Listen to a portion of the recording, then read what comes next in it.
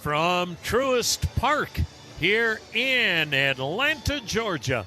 It is game number 16 as this evening the Cleveland Guardians and the Atlanta Braves play the rubber match in this 3-game series. Cleveland coming off a 6-0 shutout win over Atlanta last night. Hi again, everybody. Tom Hamilton with you on another beautiful night here in Georgia, along with Jim Rosenhaus, Brian Motze, and John Kramer. Not a cloud in the sky. We have had an 80-degree day.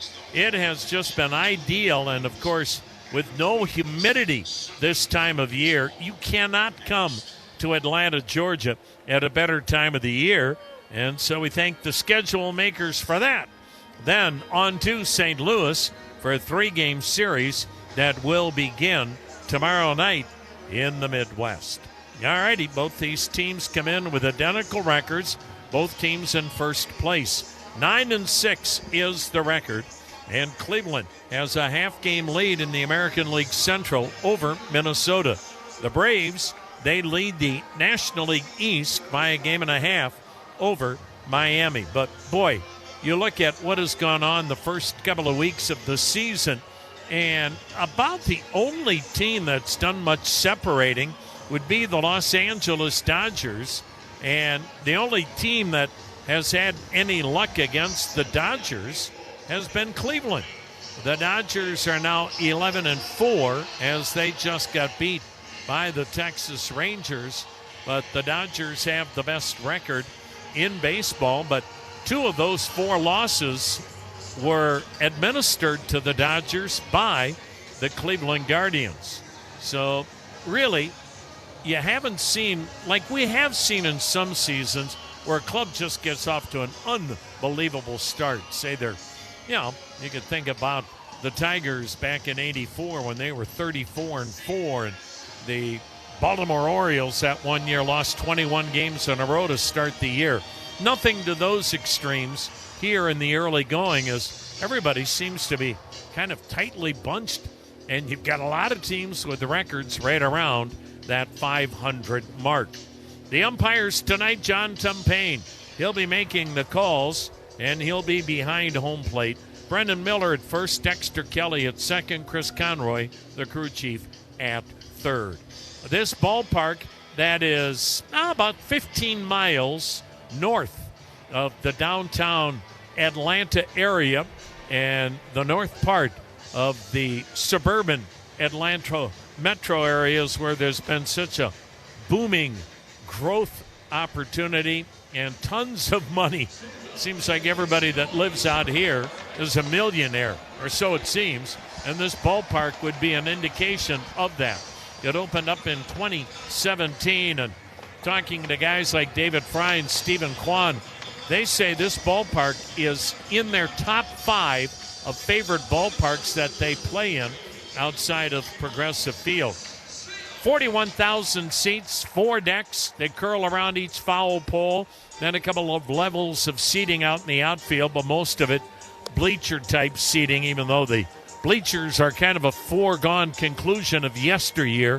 What used to be bleacher seats, they now have a back to them in all of these new ballparks. As we have seen, the ball really carries well this time of year because you don't have that heavy, humid air that you get in the South in the summer. And really, for the first time this weekend, we have a significant breeze that is blowing out toward right field. All right, we will have not near the crowds we've had Friday and Saturday night. Both of those nights, they were sellout capacity crowds of over 40,000. That won't be the case for this Sunday night affair. Dodgers, as I mentioned, have lost. They still have the best record in baseball at 11-4. But the winner of this game will have the second best record in all of baseball. Whoever wins this game will be 10-6. And whoever loses this game, it'll be the first time this year that either Cleveland or Atlanta has lost a series. So we're about ready to go. The Braves have worn their new City Connect jerseys all weekend long, a throwback to the 80s when they went with the powder blue tops with the white trim and the white pants. Cleveland in the navy blue jerseys, the red and white trim, and the gray pants. It doesn't matter who he's pitching for. Cleveland faces Chris Sale. Whether it's the White Sox, whether it's Boston, now here in Atlanta. 37-year-old left-hander having another terrific start. 6'6", 180, three-pitch man, mid-90s fastball slider change. Angel Martinez leads it off. Sale's first pitch tonight swung on, line to center field. Going back, Dubon makes the running over the shoulder catch just as he was getting to the warning track in deep center. So Martinez smoked it off Chris Sale, but it's run down by Dubon in center. One pitch, one out, and we're underway here in Atlanta, Georgia. Chase DeLauder, the batter. Cleveland with three lefties in the lineup. And this guy, Chris Sale, has not given up a hit yet to a left-handed batter. Sale taking a slider down low, ball one. I should say Sale delivering a slider down low, ball one.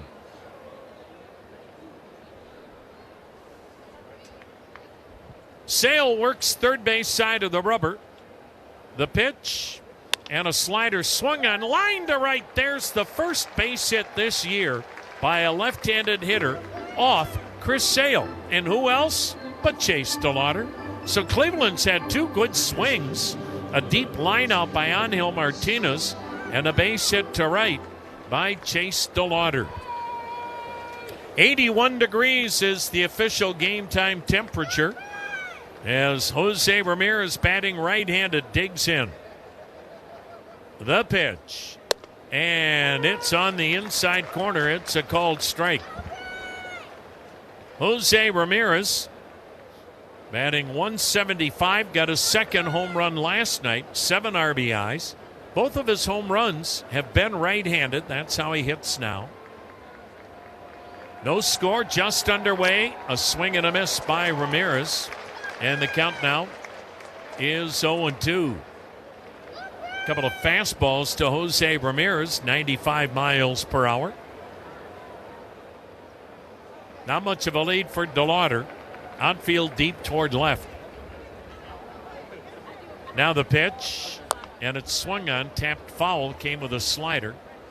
Looks like tonight, at least here in the early going, anything hit in the air to right and right center is going to get a boost.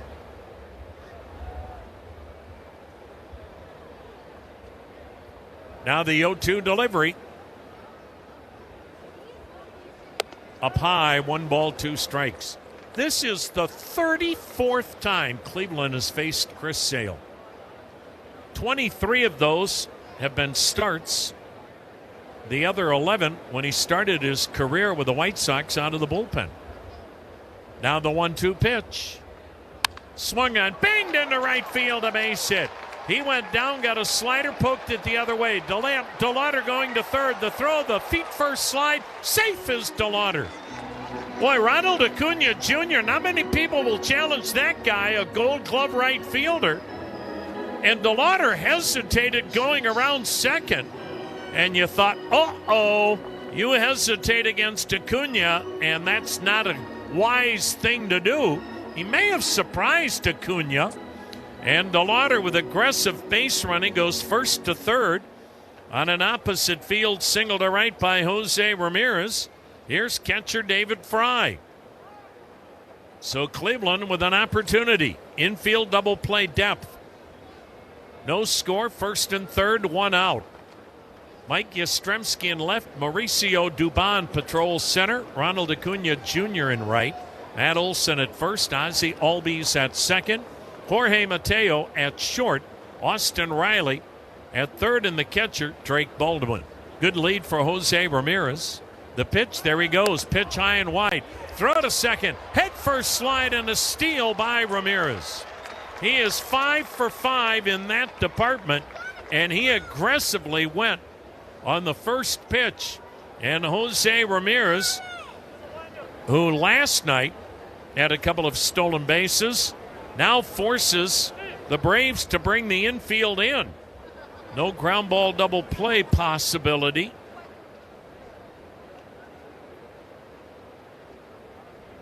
Well, the pitch. Breaking ball, strike called. They came in, and then just before that pitch was delivered, the Braves had second thoughts, pushed the infield back, so they'll concede the run. DeLauder at third, Ramirez at second. Infield plays back. The pitch, Fry waves at it. High heat. This is where Chris Sale is at his best. When he's in a jam, he's got that ability to reach back for a little extra.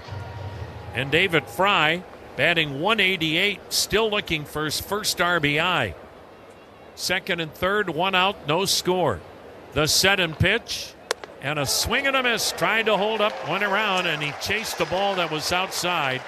And Sale overmatched David Fry in that at bat. So now there are 2 men out.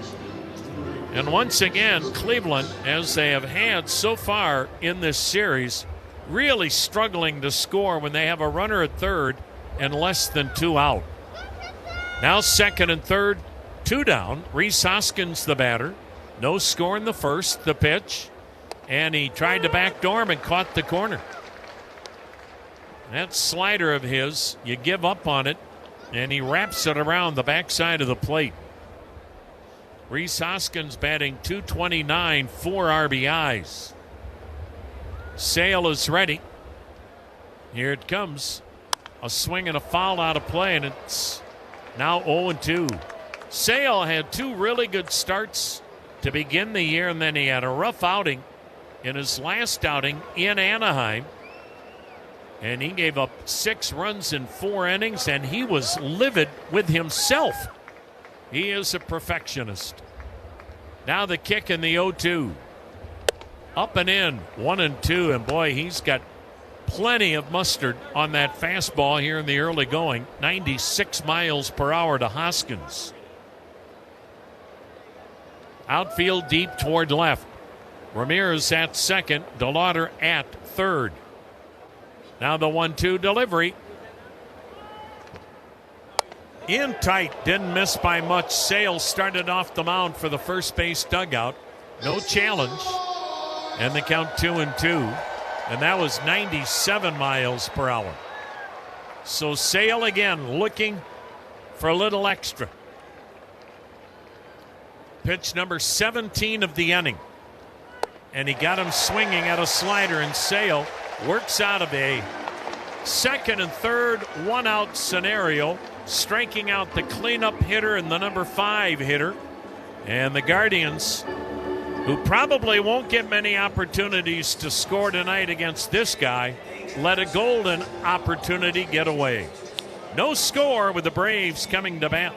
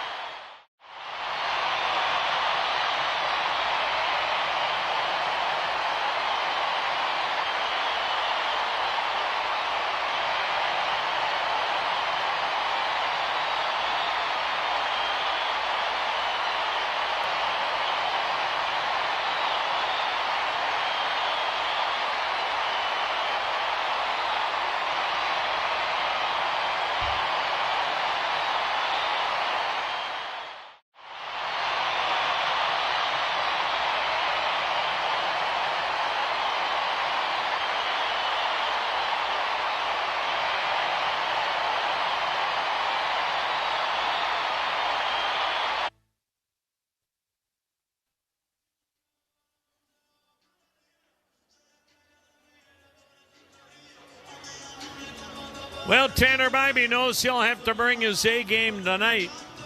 with the opponent being not only the Atlanta Braves, but Chris Sale. No score. Bybee, 27 years of age, 6'2", 215. Fastball, sinker, cutter, curve, slider, changeup. Bybee to face Ronald Acuna Jr., righty-righty matchup. And the right fielder takes a fastball inside for ball one. Acuna got his first home run this weekend.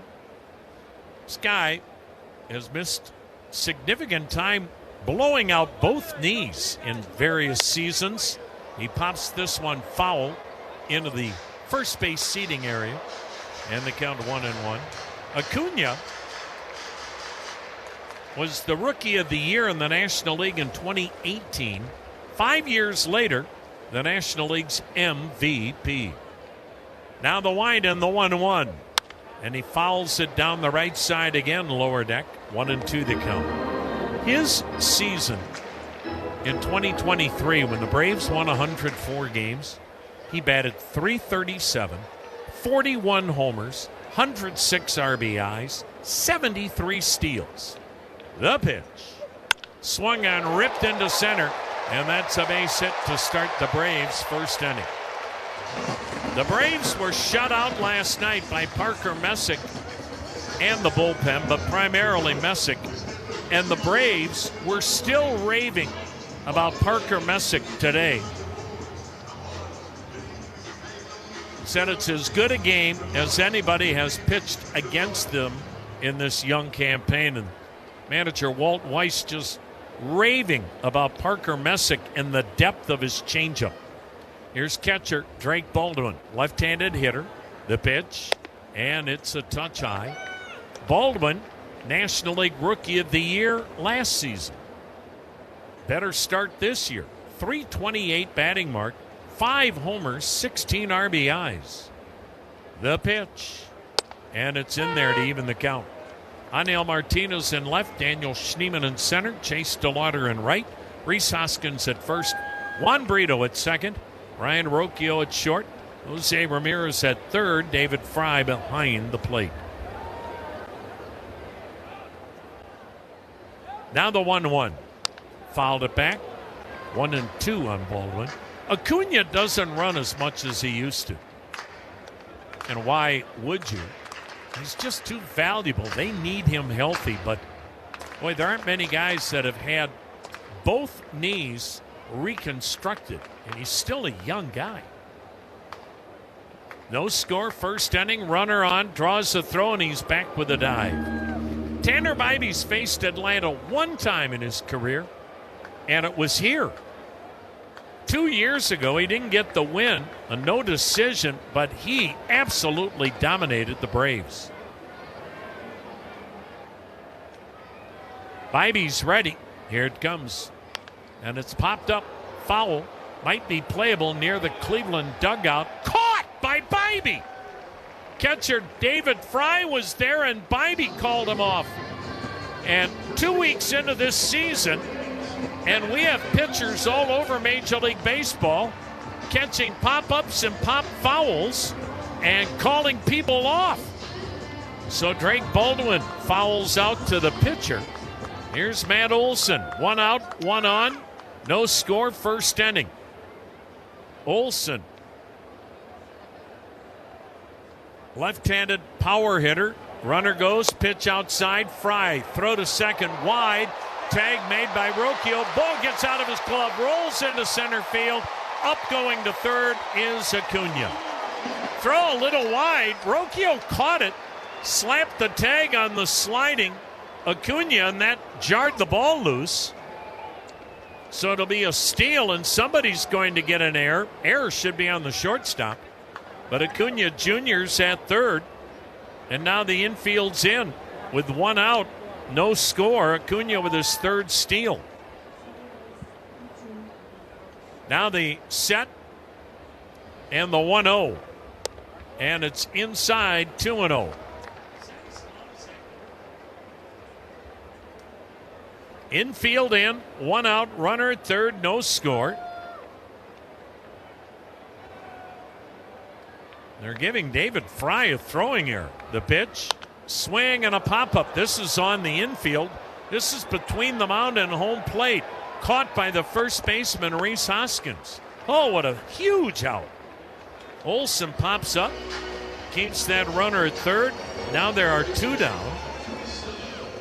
And the batter will be Austin Riley. How about the year Acuna won the MVP in 2023? Gave you his numbers.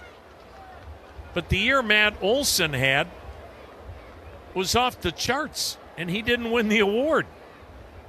That's how good Acuna was. Riley takes a strike. In 2023, when Acuna was MVP, Matt Olson had 54 homers and 139 RBIs. He can sympathize with Cal Raleigh. Now the 0-1. Low and away, 1-1. Tanner Bybee in 3 starts this year, no wins, a loss, a 3.29 ERA, 5 innings a start, 9 strikeouts, 3 walks per 9 innings. Runner at third, 2 down. No score in the first. The set, the pitch, and it's high, 2-1. Well, Cleveland had second and third with 1 out, didn't score. Atlanta, runner at third with 1 out. Now, runner at third, 2 down. Riley awaiting the 2-1 pitch. Here it comes. Check swing, strike called, 2-2. Whenever the Guardians win, your Northeast Ohio Ford dealers donate $500 to Cleveland Guardians Charities. That supports expanded access to youth sports in Cleveland. Now the 2-2. Swing and a miss. Bybee wipes him out. And so Riley strikes out. Both clubs let opportunities get away because of great pitching from Tanner Bybee with that beautiful slider, and from Chris Sale earlier in the first. We are scoreless after 1 on the Cleveland Clinic Radio Network.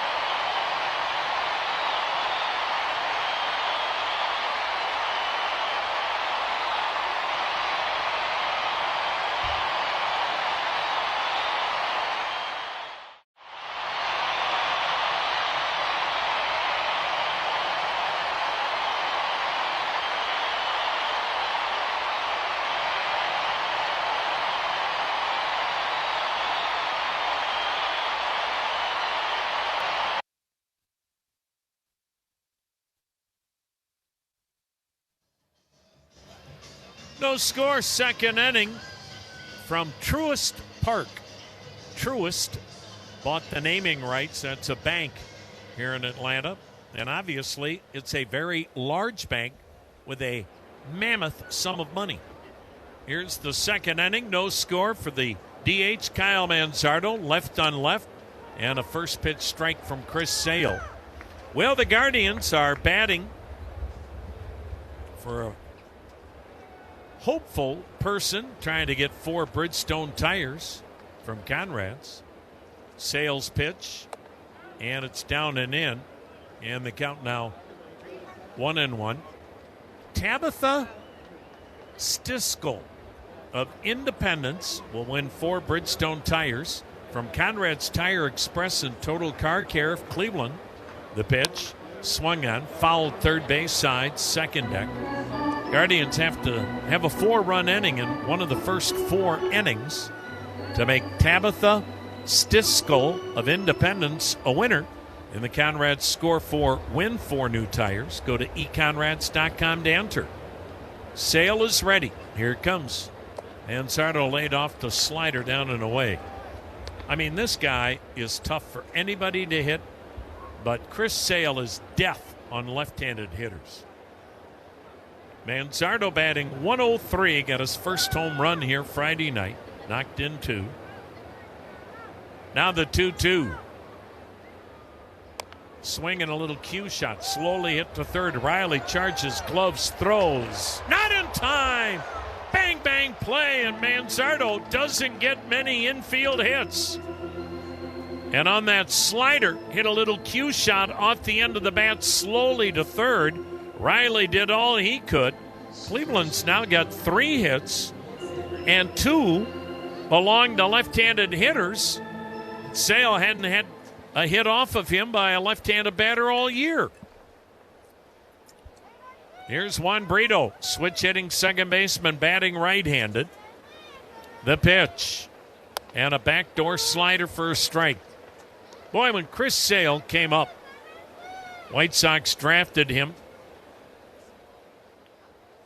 out of Florida Gulf Coast. First off, a lot of people back then were like, where's Florida Gulf Coast? It's in Fort Myers. That pitch swung on, banged up the middle. Behind short, backhanded grab by Mateo. Flips to second, 1.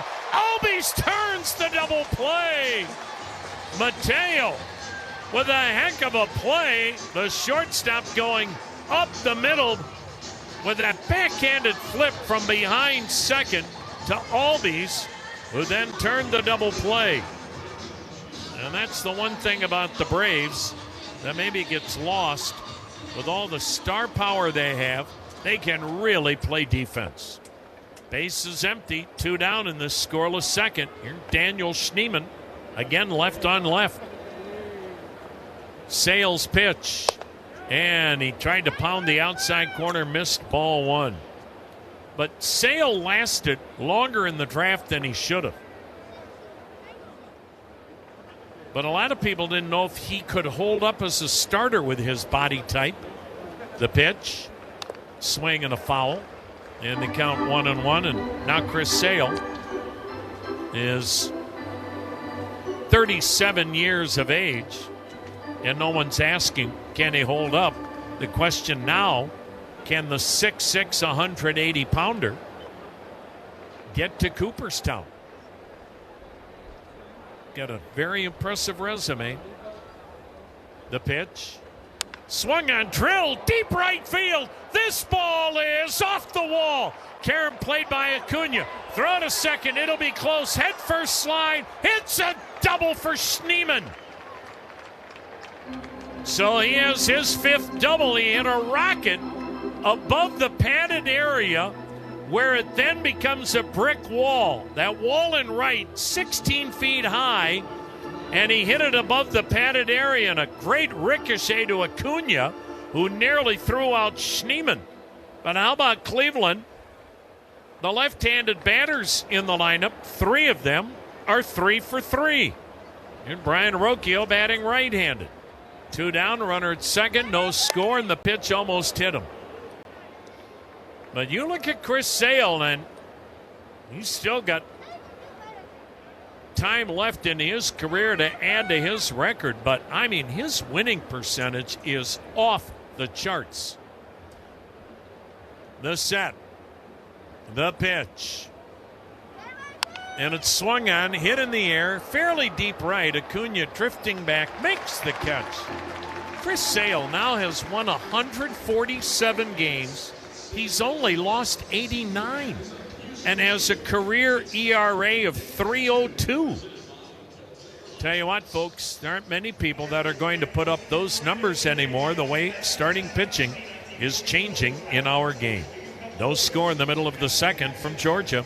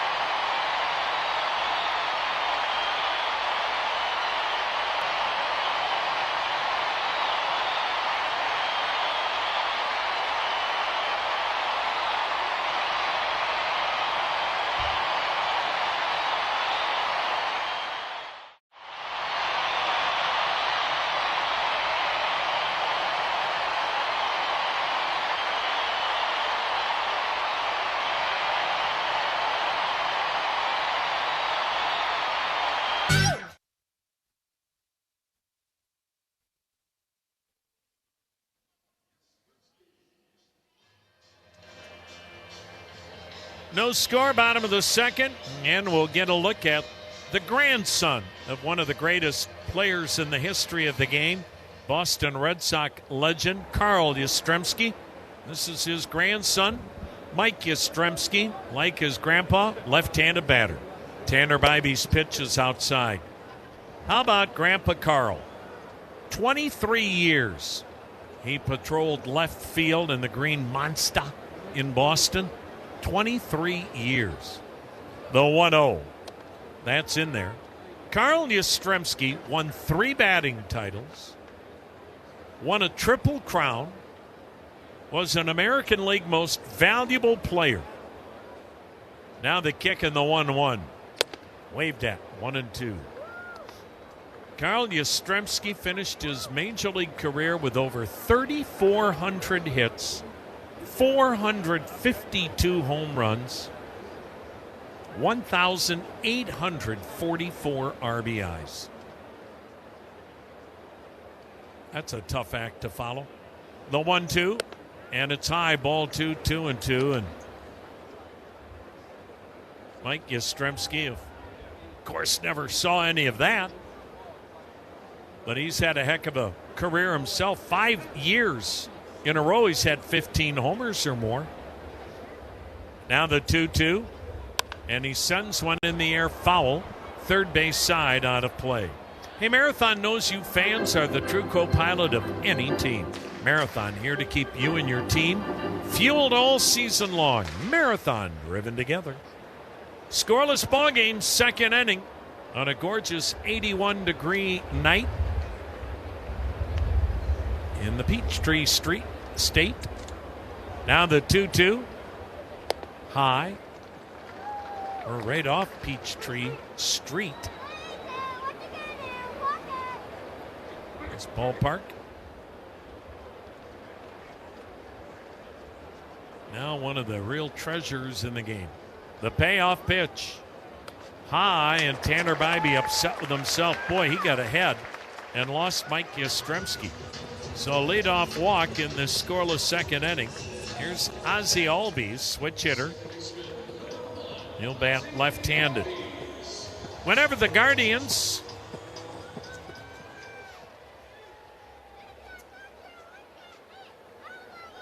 are thinking about banking, they're thinking about PNC Bank.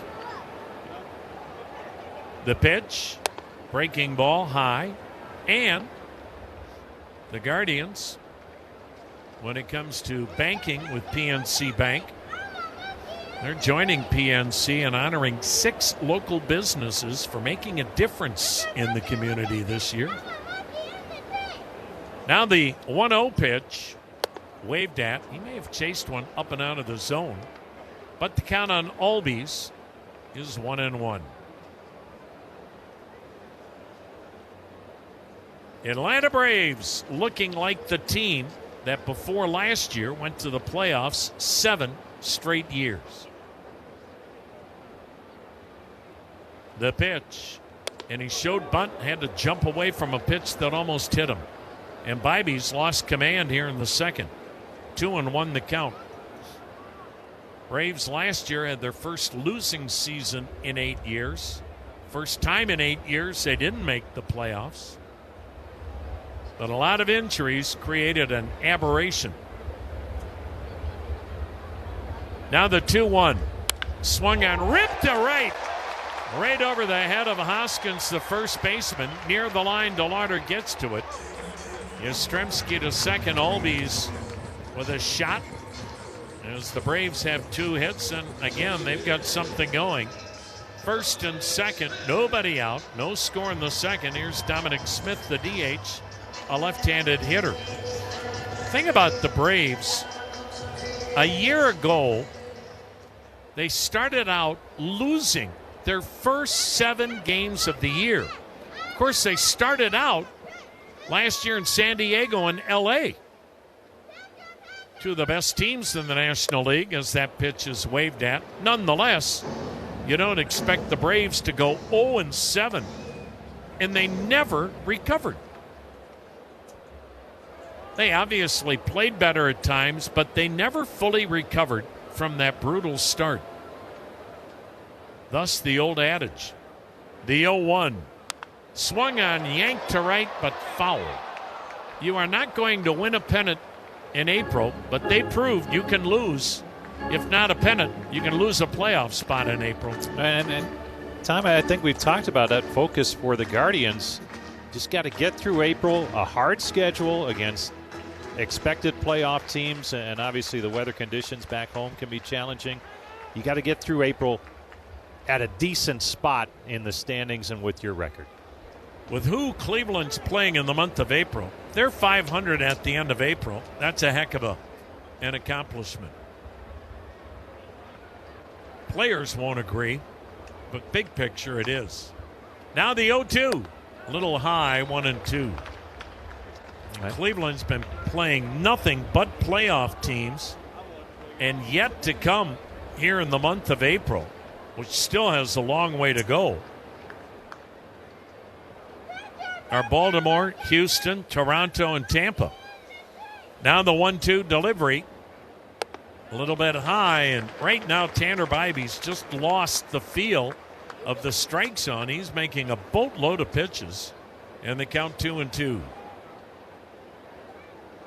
And Bybee is working himself into giving up a big inning. The 2-2 delivery. Low, full count. Boy, he's gotten ahead of hitters this inning, can't put him away. And Tanner Bybee made 16 pitches in the first. He's made 16 pitches to the first 3 batters here in the second. And this is a ball club that they put up crooked numbers in a hurry. The payoff pitch.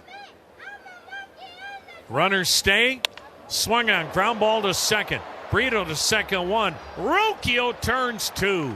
Man, did Tanner Bybee need that, and he got it. A mid-90s fastball induced Dominic Smith, who's hitting .345, to hit into a double play. Yastrzemski now at third, but now 2 men out. And here's Mauricio Dubon.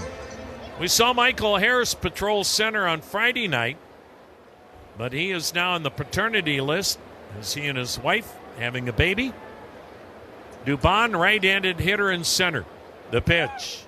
And he cuts and misses. Chased the slider down and away. Strike 1. 2 down, runner at third. No score in Atlanta. Here's the 0-1 pitch. Way outside, 1-1.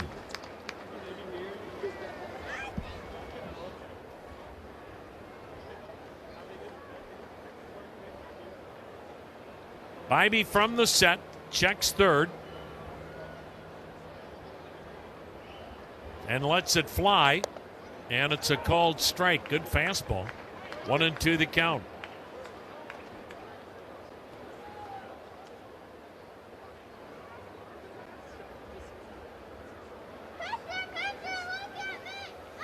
Not the buzz or energy in this park tonight we had Friday and Saturday.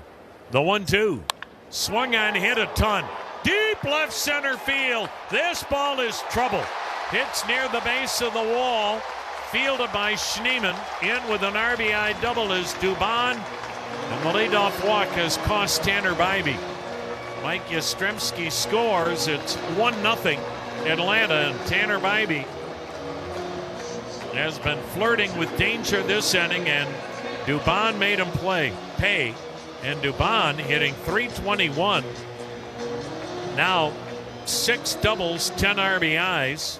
And Jorge Mateo, the number 9 hitter and right-handed batting shortstop, to the plate.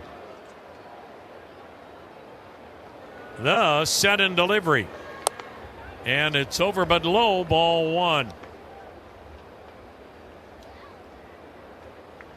Tanner Bybee, who had the great finish a year ago, wobbling here in the second. 1-0 Braves. Runner at second, 2 down. He delivers, and it's a strike. Count evens, 1-1.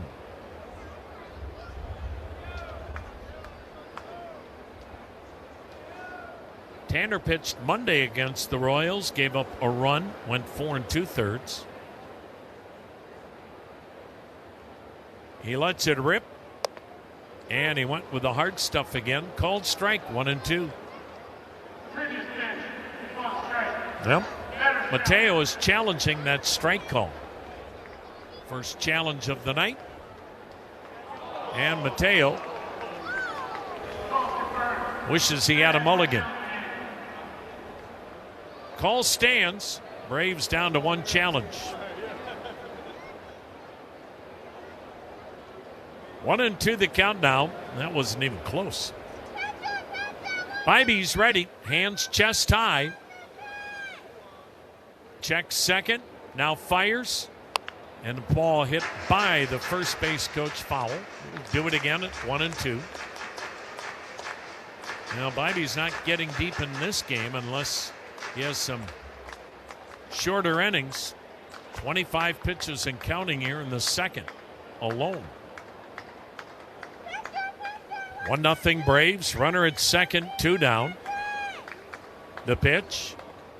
Down low, ball 2, 2-2. Just not sharp with his command here in the second inning. And Atlanta will make you pay. They make you work.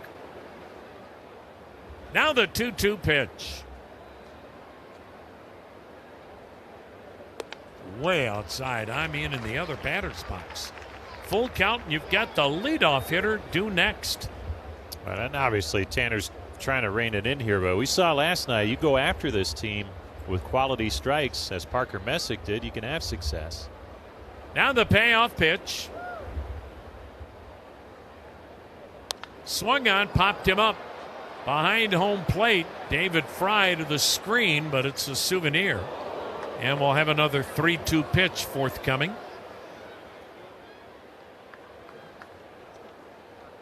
Houston Astros got beat again today. How about that? The Astros have lost 7 in a row for the first time since 2019. Seattle took care of the Astros today, 6-1.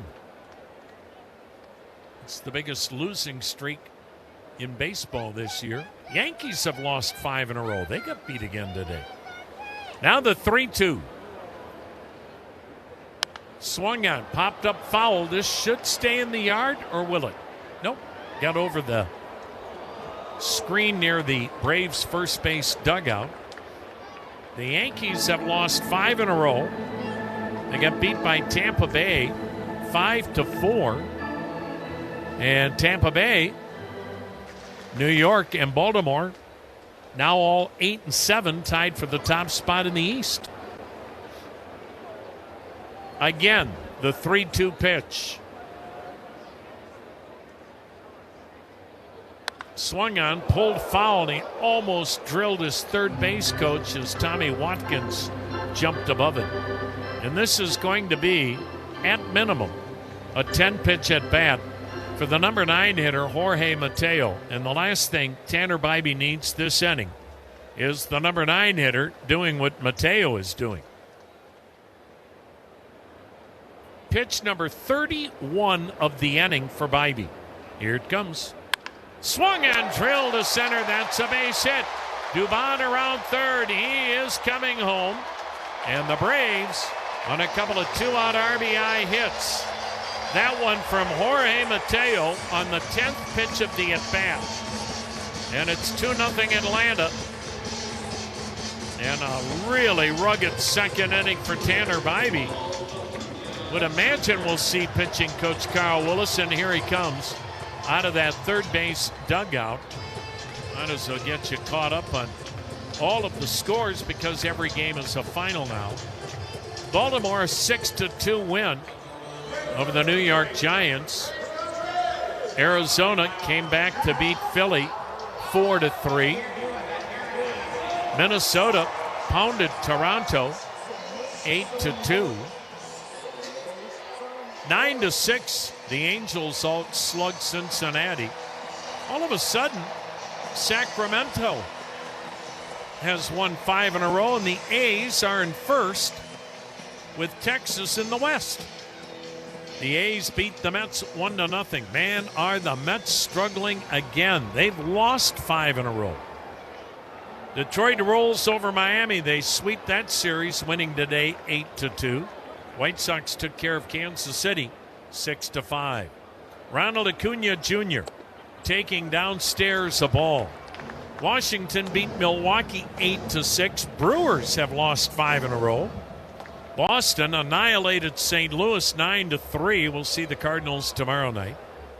Cubs a 7-6 win over Pittsburgh. The 1-0 to Acuna. Swung on, drilled to left base hit down the line. It'll go to the wall. Let's see if Mateo scores. He hits third. He's coming home. He'll score without a throw. 2-out RBI double into the left field corner for Ronald Acuna Jr. And the Braves with 3 consecutive 2-out RBI hits. And now they lead Cleveland by a score of 3-0. And now the question is, can Tanner Bybee get out of the second inning? Tanner Bybee got that double play ball, and it looked like maybe he was going to weather the storm, but the 8-9 hitters got him, and Bybee now making pitch number 34 of the inning. Drake Baldwin takes high and wide, ball 1.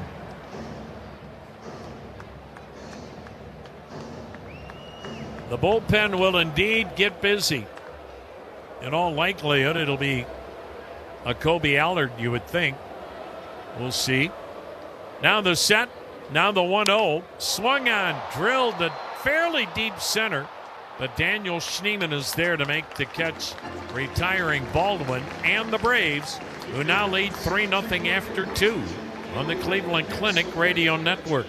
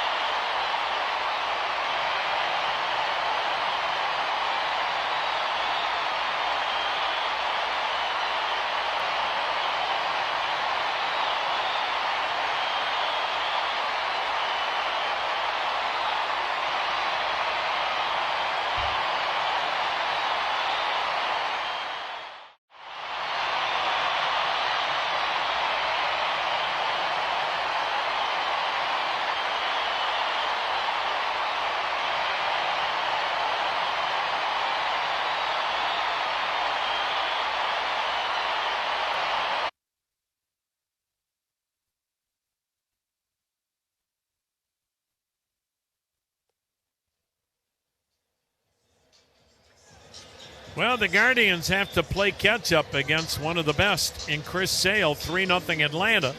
The good news is it's only the third. The scoreboard update we gave you last inning was presented by your Northeast Ohio Ford dealers. Alrighty, top of the order. Angel Martinez lined out to fairly deep center first time up. Chris Sale's given up 4 base hits, but leads 3-0. Sale the pitch and a slider strike. Angel Martinez, Chase DeLauder, Jose Ramirez. 3-0 Braves. We're in the top of the third on a breezy night in Georgia. 81 degrees at game time. Now the 0-1. Swung on, popped him up. On the infield, to the right of second, Ozzie Albies, the second baseman, retires Angel Martinez. Here's Chase DeLauder. Single to right his first time up. That was the first left-handed batter to get a hit off Chris Sale this year. John Kaiser of Republic trying to win the Hyundai Kona. Thanks to your Northern Ohio Hyundai dealers. It's the Hyundai Grand Slam giveaway inning here in the third. The pitch, and it's swung on, broken bat roller by the mound. Charged at third by Riley, but evidently that ball hit DeLauder in the box because a dead ball called by John Tumpain, and it did hit the front foot of DeLauder, and he needs a new bat. Well, if you want to be a contestant, visit HyundaiGrandSlam.com. Your chance to enter. And good luck to John Kaiser of Republic.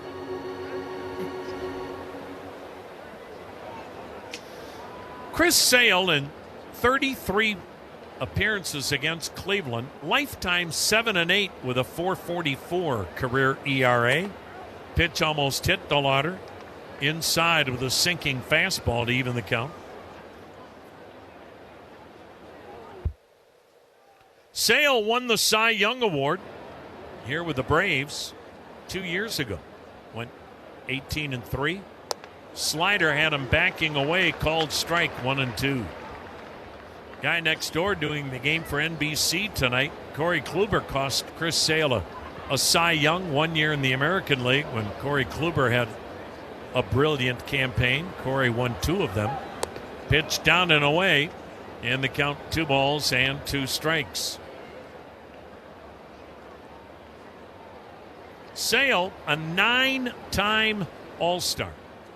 Twice here in Atlanta. Now the 2-2. Slider just missed outside. Braves will challenge. That was a pretty good looking call. Baldwin better be right, or the Braves are out of challenges the rest of the night. And they're out of challenges the rest of the night. The call is confirmed. The Braves in the third inning out of challenges. And the count is 3-2. Walt Weiss was commenting before the game, the Braves manager, they are struggling, as the Guardians have been, with their challenges. Now the payoff pitch. Swung on, tapped to first, but foul. Still a work in progress for these teams, trying to figure out when to challenge, who to let challenge.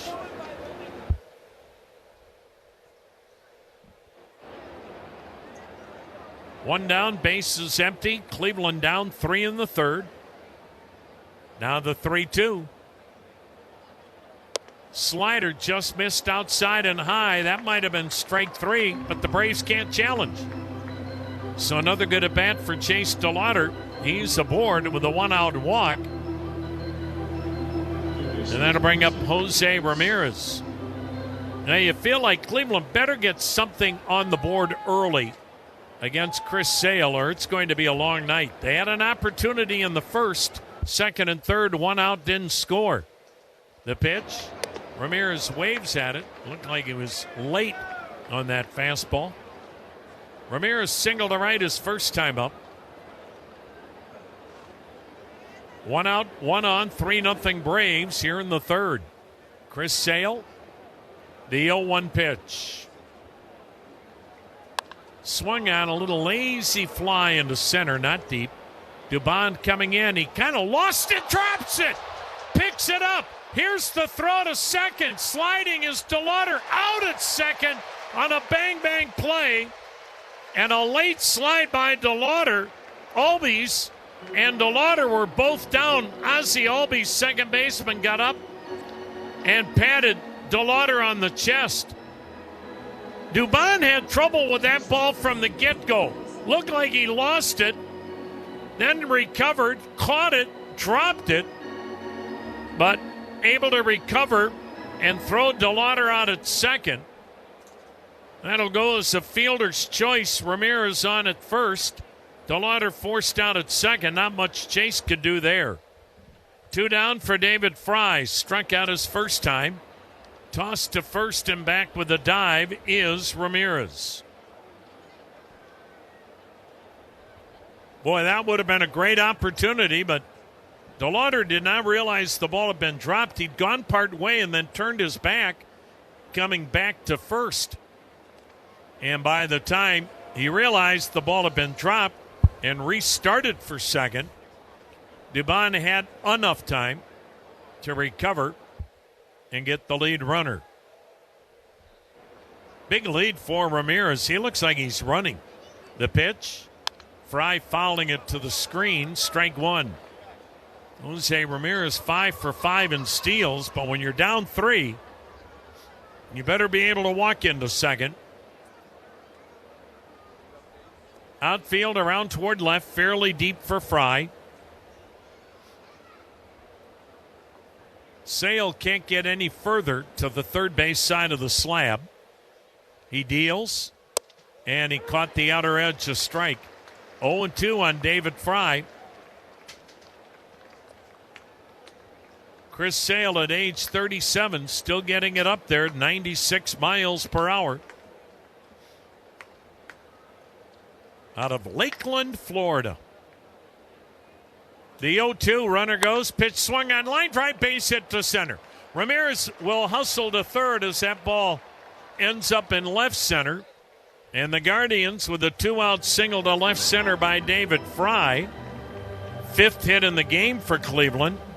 Have men at the corners. 2 down for Rhys Hoskins, who with one swing of the bat could certainly change the complexion of this game. Chris Sale came in here having given up 9 hits in 16 innings. He's given up 5 hits tonight in 3. Teams were batting 164 against Chris Sale. So Cleveland is getting on and getting base hits. Now they need the big clutch hit. Hoskins struck out his first time. The pitch, and he fouled it back, strike one, and this is where Sale reaches back for the extra. That was 98 miles per hour. The great ones always have a little more in the tank that they can reach back for when they need it, when in a jam. And that's what makes them the great ones. Outfield fairly deep toward left. The 0-1. Backdoor slider down and away. And the count 1-1. Not sure that Sale has thrown a changeup yet. It seems like all fastballs, sliders.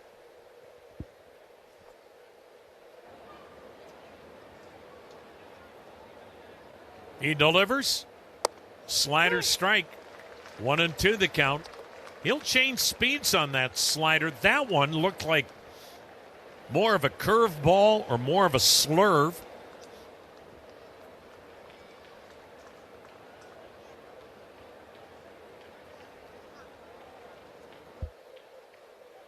Now the 1-2. High fastball, 2-2. Again, 98 miles per hour. So his best fastballs, velo-wise, have been here in the third inning with 2 down, trying to keep the lead at 3 with runners at the corners. Now the 2-2. Way high and outside. And now the string is out, so Fry will be running at first. Ramirez, he's a good 30 to 40 feet down the line toward home, with Sale working out of the stretch. Thus his back is to Hosey. Now the payoff. Swung on, ground ball to short. Mateo bobbles, recovers, throws Hoskins out. Another opportunity by the board. Cleveland has stranded 5 in 3 innings. 3-0 Atlanta.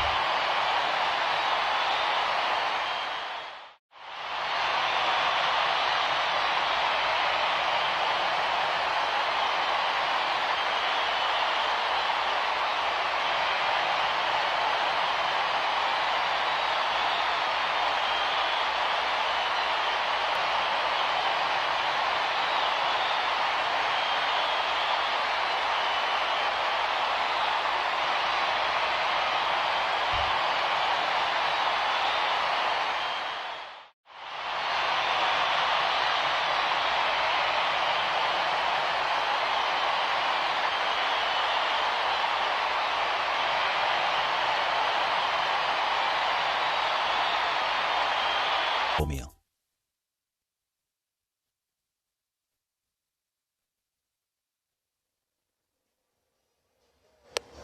It's not exactly historical this weekend in Atlanta, but it's rare.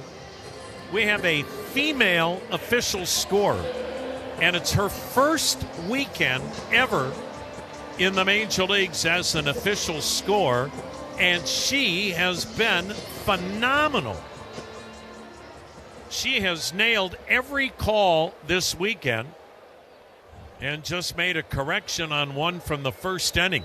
Here's Matt Olson, 3-0 Braves. Tanner Bybee's pitch, and it's in there, a breaking ball strike. Changed the error when Acuna stole second, went to third. When the ball came out of Rocchio's glove, they charged David Fry with a throwing error. It's been changed. Rocchio with the error. That pitch outside. 1-1. That's, again, the mark of a really good official scorer who re-looked at the video and didn't let pride get in the way and said, you know what? I think I made a mistake. Let's change it. The pitch. Olson popping it up. Again, Tanner Bybee calling for it. Called off by Jose Ramirez, who came in from third on the grass about 70 feet from home plate. And Matt Olson's out number 1. But kudos to the young lady in her first weekend as a major league scorer, and she has been phenomenal. Here's Austin Riley, struck out his first time up. 1 out. 3-0 Braves. Tanner Bybee the kick and the pitch. And it's hammered to deep left, but foul. When you've got rust to bust, use PB Blaster. It's a Cleveland original since 1957. PB Blaster, always work it like a pro. Bybee's pitch a little bit wide, 1-1.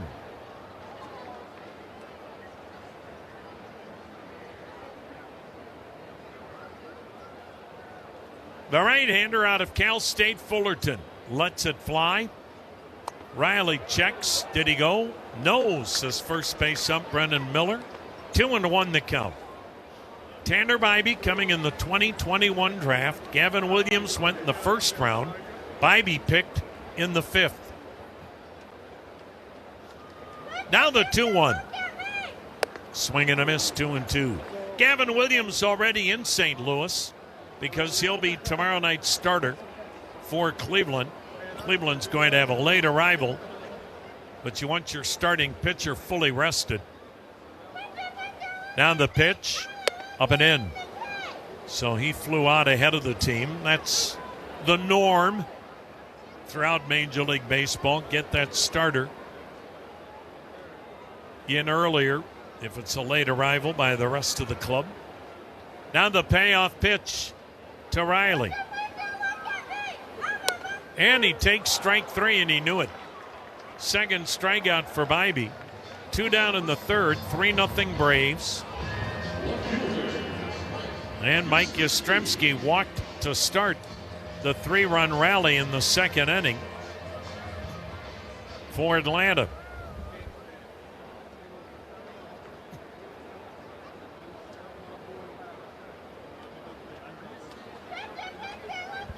Bybee into the line. Here it comes. And it's in there, a called strike. Started him off with a curveball.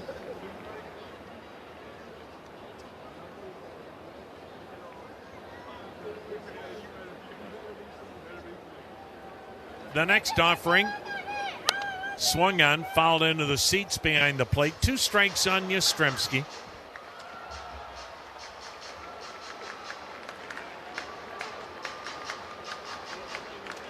Braves 3 runs, 5 hits. Cleveland no runs, 5 hits, and 5 runners stranded.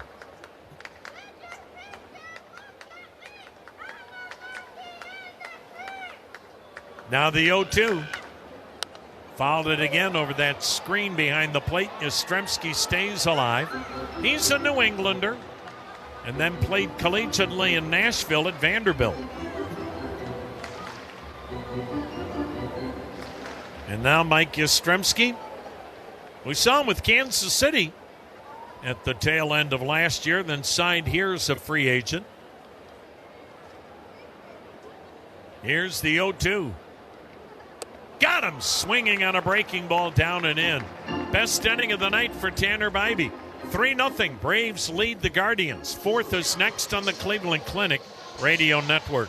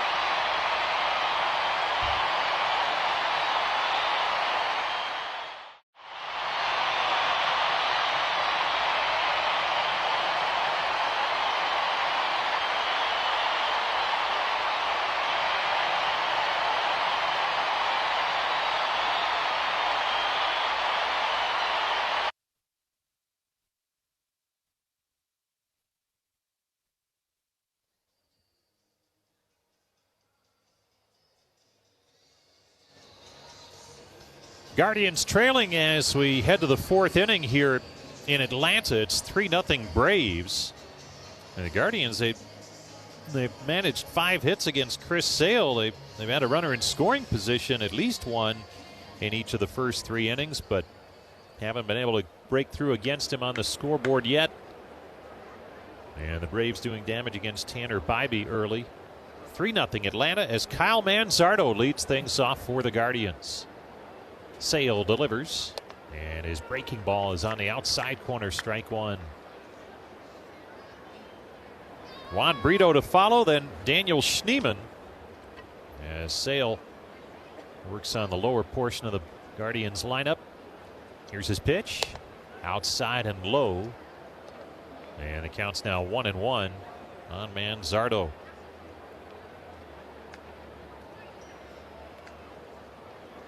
Left on left here, and Guardians left-handed batters have had some success tonight against Sale. Here's the pitch. Breaking ball, low and outside. Manzardo with an infield single his first time up in the second. Chase to Lauder with a base hit. Daniel Schneemann with a base hit, a double.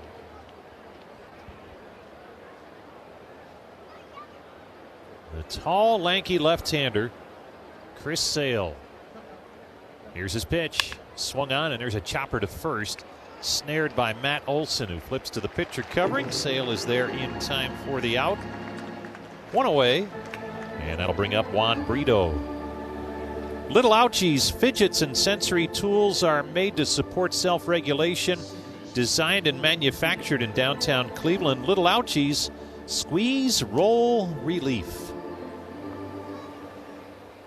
Here's Brito, bounced into a double play his first time.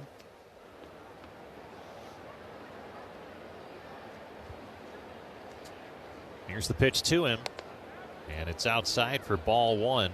How are Little Ouchies when you crash your plane into the woods outside Augusta, Georgia? Do they work there? They might, because I'm sure there were some tension-filled moments for John Kramer, our engineer,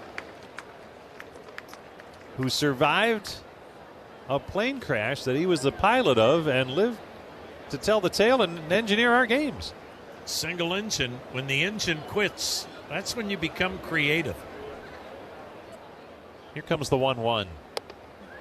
On the outside corner, strike two called.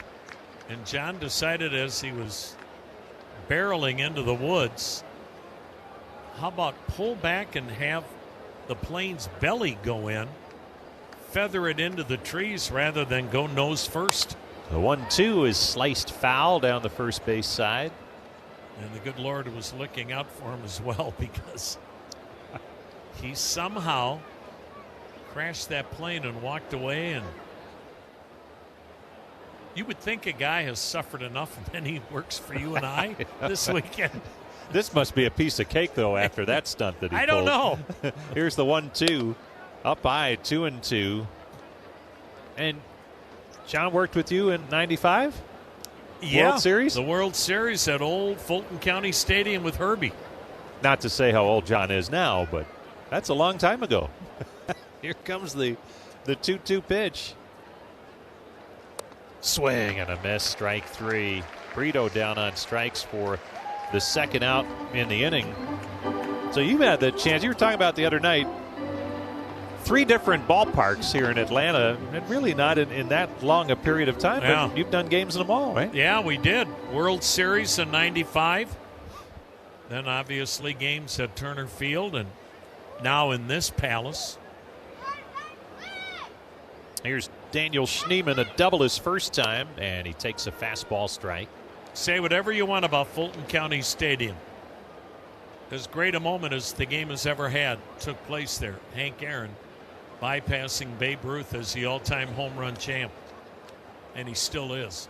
Here's the 0-1. And that's on the inside corner for a strike, 0-2. As a little guy watching that meant so much if you were a young baseball fan, and obviously older baseball fans too, but that meant everything. Here's the 0-2. Outside, 1-2. That was the record everybody said would never be broken. And one man legitimately did. Here comes the 1-2 pitch to Schneemann. Swung on, broken bat, roller to short. Mateo's up with it, bobbles it, no play, dropped it. Schneemann is safe at first base. even if it's picked clean by Mateo, that's going to be a really tough play. So Schneemann extends the inning with 2 outs, and Brian Rocchio will bat. I know you had a chance to host a banquet with Hank Aaron. And yeah, Mr. Dolan brought Hank Aaron into Cleveland for a great event. And we did a fireside chat in front of a packed house. Here's the pitch, and it's swung on and fouled back.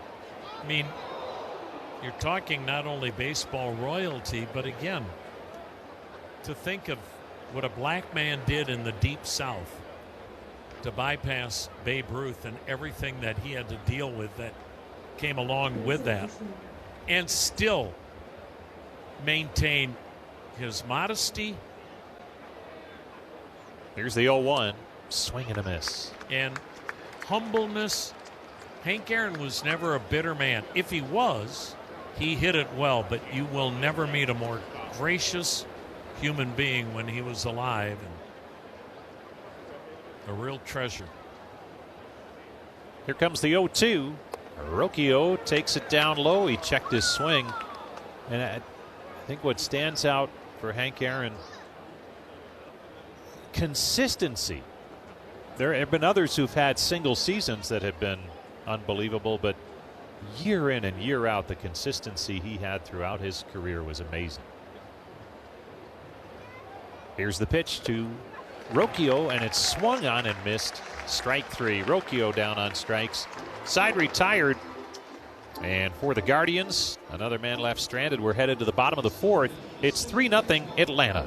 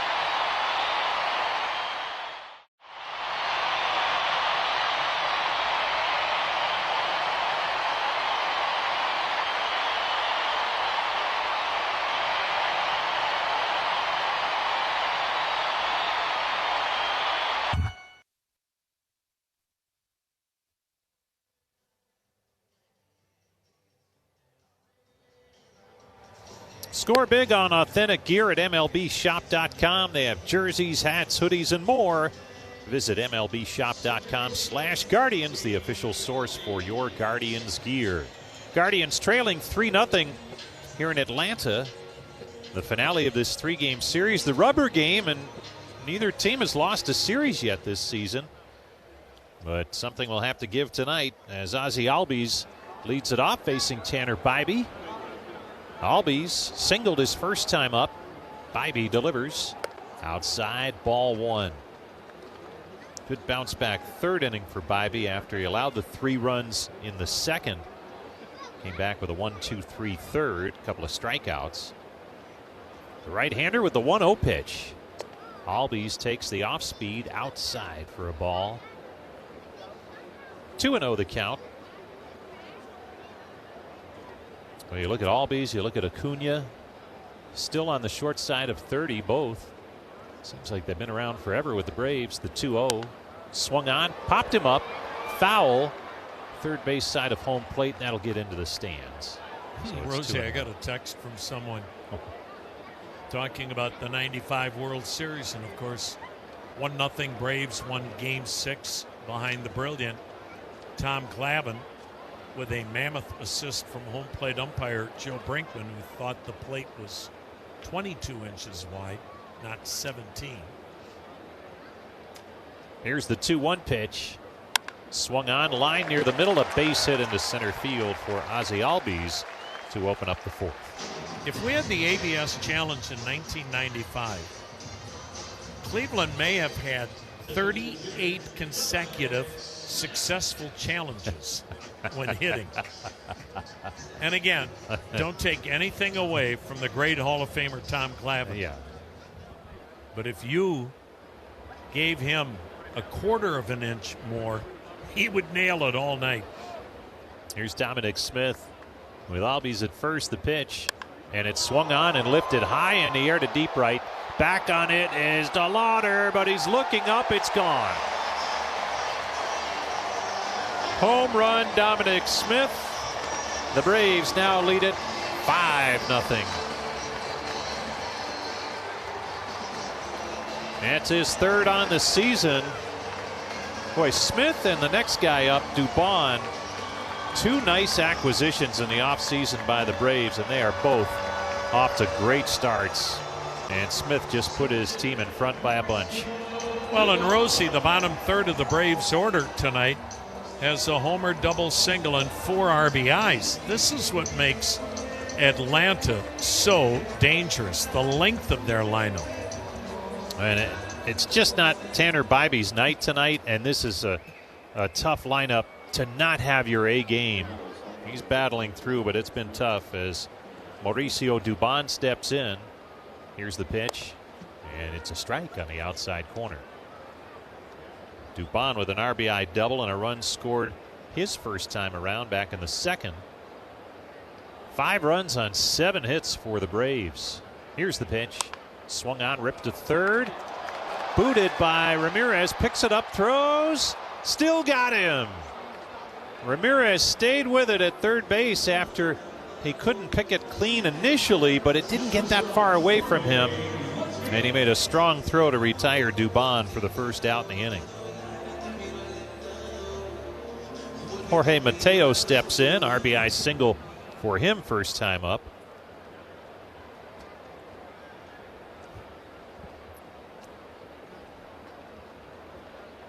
Here comes Bybee's pitch. Down low, ball 1.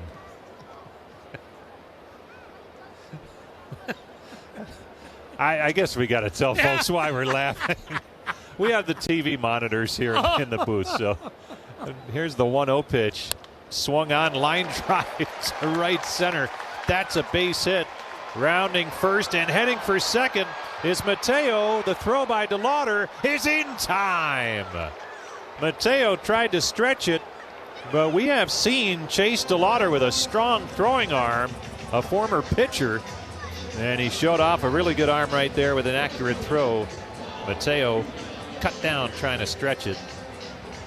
They just showed a burger at one of the concession stands here. I don't know how you describe it, but it was humongous. Well, it was delivered with a forklift. Top of the order, Ronald Acuna Jr. steps in, and he swings and grounds one to short. Scooped up by Rocchio, throws on to first in time for the out. So we can dive into that burger now as we head to the fifth. It's 5-0, the Braves over the Guardians.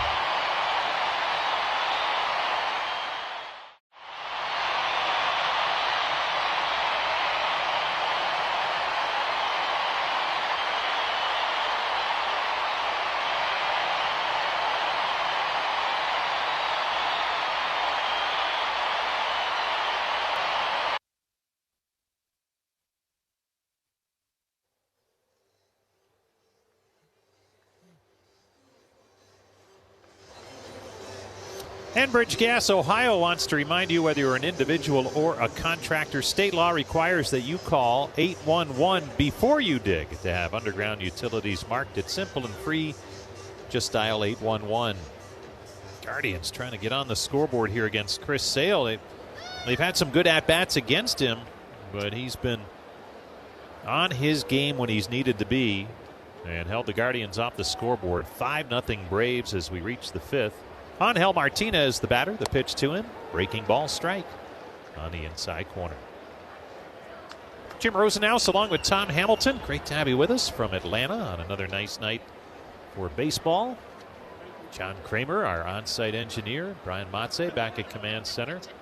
The 0-1 swung on, and there's a high fly ball to center. This will stay in. Backpedaling and making the catch is Dubon for the first out in the inning. Chase DeLauder will step in with a single and a walk and 2 trips and an assist from the outfield, throwing out a runner trying to advance. Boy, the more you watch him, the more you like Chase DeLauder, for sure. Oh, just obviously the spectacular start, but as he's settling in here, just solid play day after day. Here's the pitch to him. Breaking ball down low. Rosie just doesn't look awed or overwhelmed or overmatched. No. They plugged him right into that number 2 spot. Sometimes he'll hit 5th. And you watch him play, it's like, well, that's where I'm supposed to be, and I'm going to get the job done. He takes a strike, and it's 1-1. What a start to his rookie campaign for Chase DeLauder. Here's the 1-1 pitch.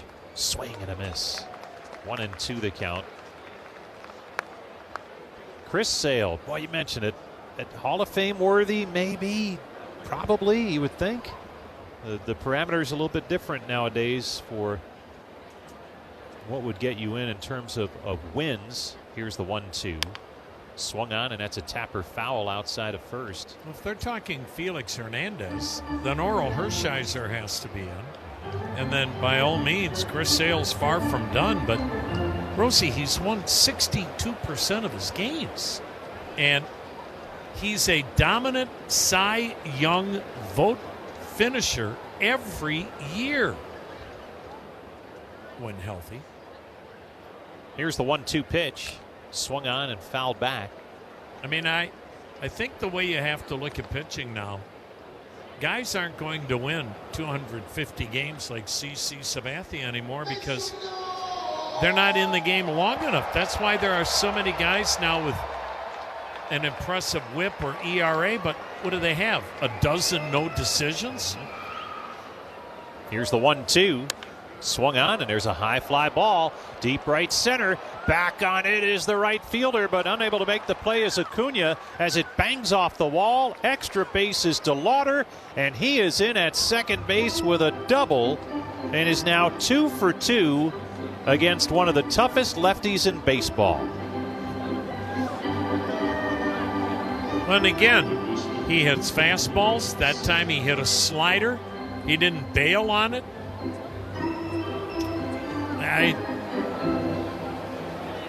Not to get over dramatic, he has to stay healthy or this club's in trouble offensively. That's how important he is now. So far, so good in that area. Jose Ramirez, the batter. Here's the pitch. Breaking ball, strike. So far, very few full days off for DeLauder. They've DH'd him a little bit just to get him off his feet.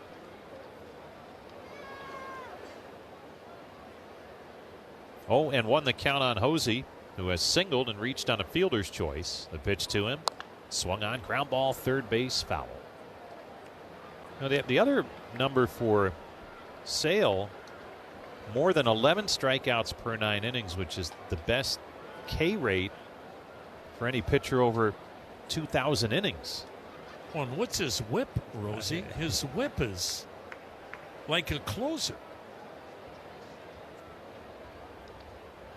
Here comes the 0-2. Swung on, popped up foul and out of play. I think with the way the numbers are changing and how you accumulate them, I feel like a lot of the voters kind of look at who is he dominant during his era? Yep. And for an extended period of time. And that would be a big yes for Chris Sale. He's one of the best pitchers in the game. Here comes the 0-2. Swung on, popped him up. Right around the home plate area, third base side now. Coming down the line is Austin Riley to make the catch in foul ground, and Ramirez is retired.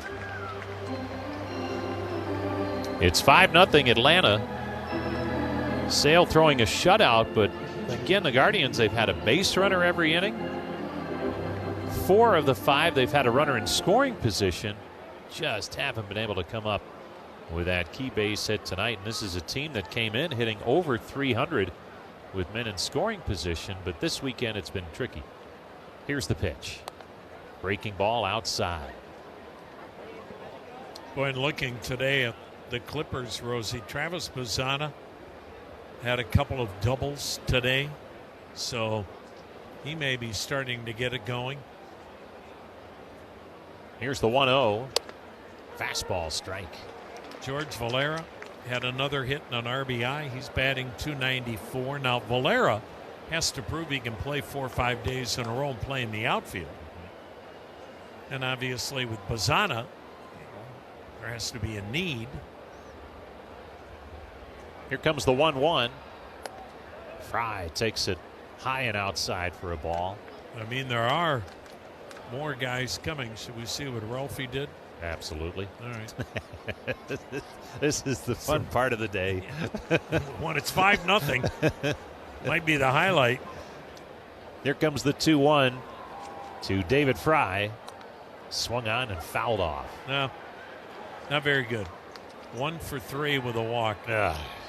Off the list. So Ralphie Velasquez batting average dropped to .344 in Akron with an OPS of over 1,000.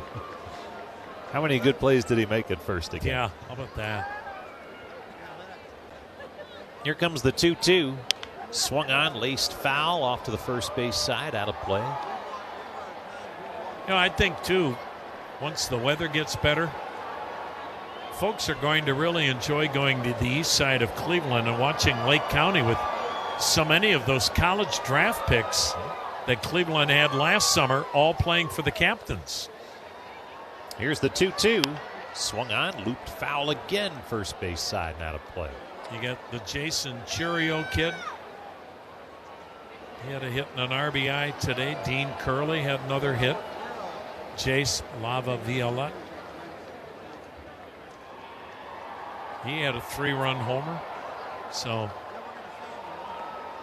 they're coming. The 2-2 called strike 3 on the inside corner. Fry caught looking. Side retired. We're headed to the bottom half of the 5th inning. It's 5-0 Atlanta over the Guardians.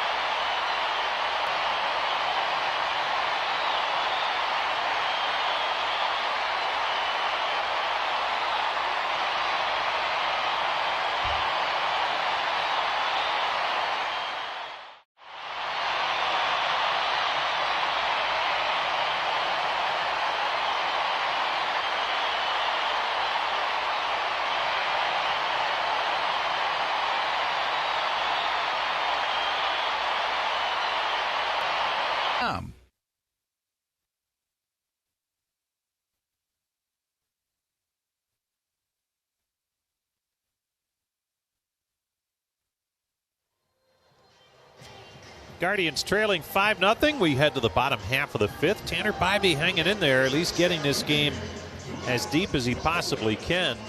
He's allowed the 5 runs through 4 innings of work, and right now he's sitting at 74 pitches.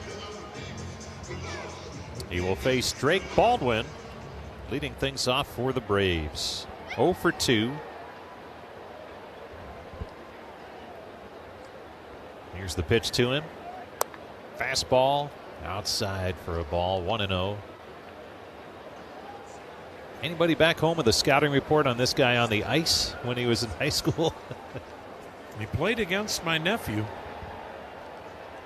Here comes the 1-0 pitch. Outside 2-0. My brother, who was the head baseball coach at Baldwin's rival high school, thought he might have been even better in high school in hockey than he was baseball. The 2-0. In tight 3-0, and in Wisconsin, that's saying something. Yep. It's not as good as Minnesota high school hockey, but Wisconsin high school hockey, very good.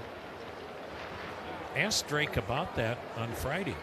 The 3-0 on the outside corner. He's such a humble kid, and he smiled. And he goes, you know, I might have been. And he goes, I loved hockey. But he goes, in the end, I realized my better opportunity at the next level is baseball. The 3-1 swung on, line to center, back on it. Schneemann makes the catch. Baldwin's retired. And at that age, it might be tricky to have that recognition of what might pan out down the road. Right, and I mean, you know, you got the University of Wisconsin, a great college hockey program in his backyard. I mean, his high school is 10 minutes from the campus, and he went to Missouri State. It's not like he went to a baseball juggernaut, Rosie. Here's Matt Olson. Bybee delivers, and it's swung on and grounded to first and off the glove of Hoskins, and now it trickles into right. And Olson's aboard with what'll probably be a hit. Runner at first with 1 out. Well, Baldwin clearly has made the right choice. The Braves are glad he did. And they're already leading 5-0, looking for more now in the 5th inning with Austin Riley at the plate. He's 0 for 2 with a couple of strikeouts. And it'll be a base hit for Olson.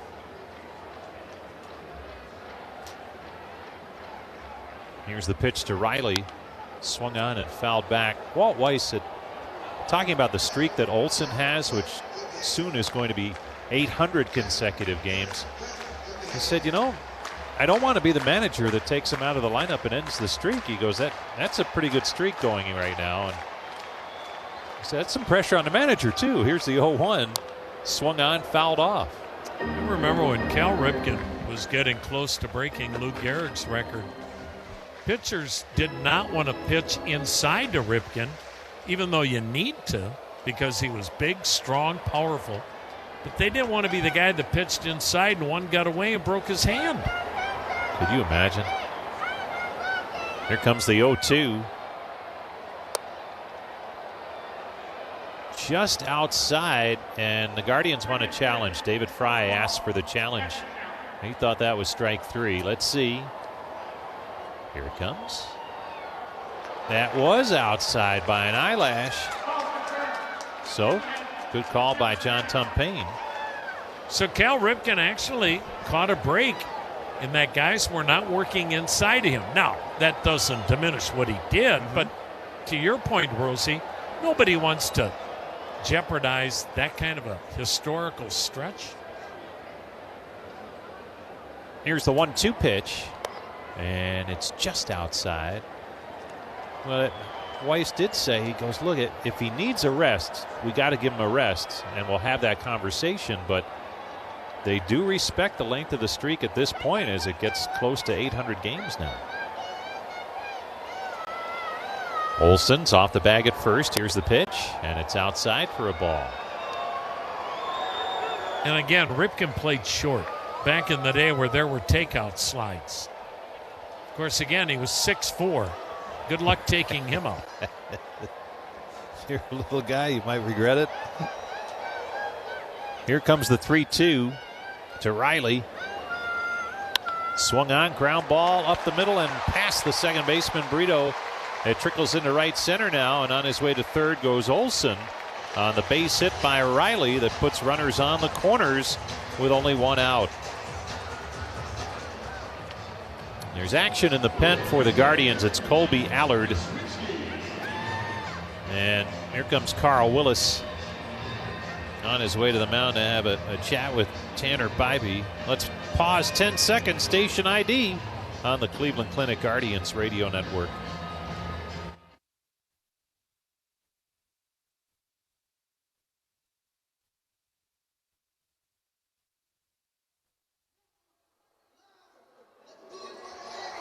Welcome back to Truist Park in Atlanta. Jim Rosenhaus along with Tom Hamilton, John Kramer, the flying engineer in the booth here, and the grill master back home, Brian Matze, at command center.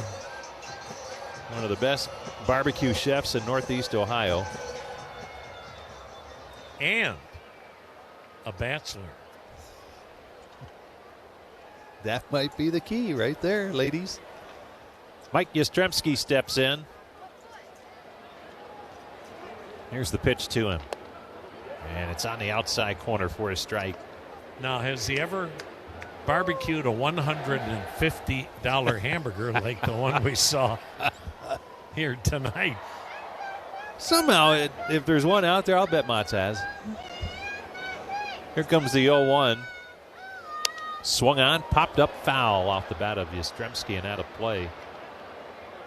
I saw a note the other day, Tom, about Yastrzemski and his time in the minor leagues and visiting with him. He said, look, there were a couple of times he thought about maybe not seeing it through and seeing if he could make it. But he had over 2,600 at-bats in the minor leagues. Think of that. Here comes the 0-2. Up high, 1-2. But the number that really jumps out, somebody added up, they felt that he spent more than 200,000 miles on buses in the bus leagues. That's a lot of card games. Here comes the 1-2 pitch. Swing and a miss. Strike three. So you're saying he had over 2,600 at-bats, correct? In the minors. Yep. Chase DeLauder 504. And that's partly because DeLauder was hurt, but also first round pick. You got to really keep believing and loving the game to do what Yastrzemski did. Ozzie Albies the batter. Here's the pitch, and it's swung on and fouled off. Well, that mustache May that he has turned into a vehicle to raise funds for veterans, military veterans, and their mental health. That started as more of something fun when he was toiling away in the minor leagues, thinking that maybe it just wasn't going to work out. And you get kind of down a little bit, but they did that to have some fun around the ballpark. Here's the pitch, and it's up high for a ball. He said he could barely shave, and he was trying to grow a mustache. The guys would give him a hard time, and it just would lighten things up a little bit in what can be a really stressful time if you're a minor league player, and it's just not happening yet. Here comes the 1-1. Swung on in line near the middle, on through a base hit into center, and that'll bring home Olson with another run. On his way to third is Riley. The RBI single off the bat of Albies makes it 6-0 Atlanta. As the Braves just continue to pepper Tanner Bybee tonight, and here comes Stephen Vogt, the Guardians manager, to make the move to the pen right here. And our visits to the bullpen, as always, brought to you by our friends at Spartan Storm Shield. The roof system to last your lifetime. Learn more at SpartanStormShield.com. We'll take a break here in the fifth. It's 6-0 Atlanta on the Cleveland Clinic Radio Network.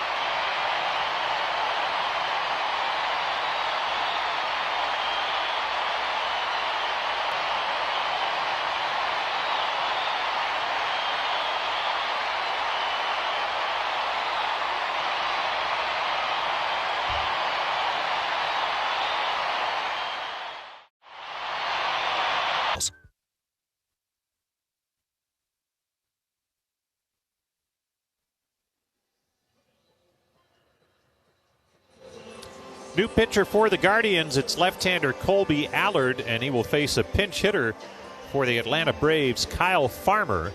A right-handed batter will hit for Dominic Smith, who homered in his last at-bat. It is 6-0 Braves. We're in the fifth. The pitch, and it's on the outside corner for a strike. The Braves have runners on the corners and 2 away. Austin Riley at third. Ozzie Albies at first. Allard has done nice work in that long relief role. Here's the 0-1. In tight.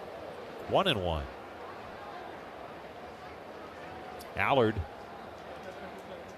this is his 4th game. He has allowed 5 runs in 5 2/3. And let's see if he can give the Guardians some innings out of that pen here tonight as he comes on in the 5th. And his next pitch is fouled back to the screen. Well, the Masters wrapped up today, and Colby Allard can say, I played Augusta, as he did so this past offseason. The 1-2 swung on, line drive down the line, left side, fair ball, base hit into the corner. Extra bases for Farmer, and 2 more runs will score. Riley followed by Albies, and the Braves just continue to tack on. It is now 8-0 on the 2-run double off the bat of Kyle Farmer. And that will close the book on Tanner Bybee. And man, tough night tonight for the Guardians starting pitcher. Goes 4 2/3, allows 11 hits, 8 runs, walked 1, struck out 4. Now Mauricio Dubon steps in, takes an off-speed pitch outside.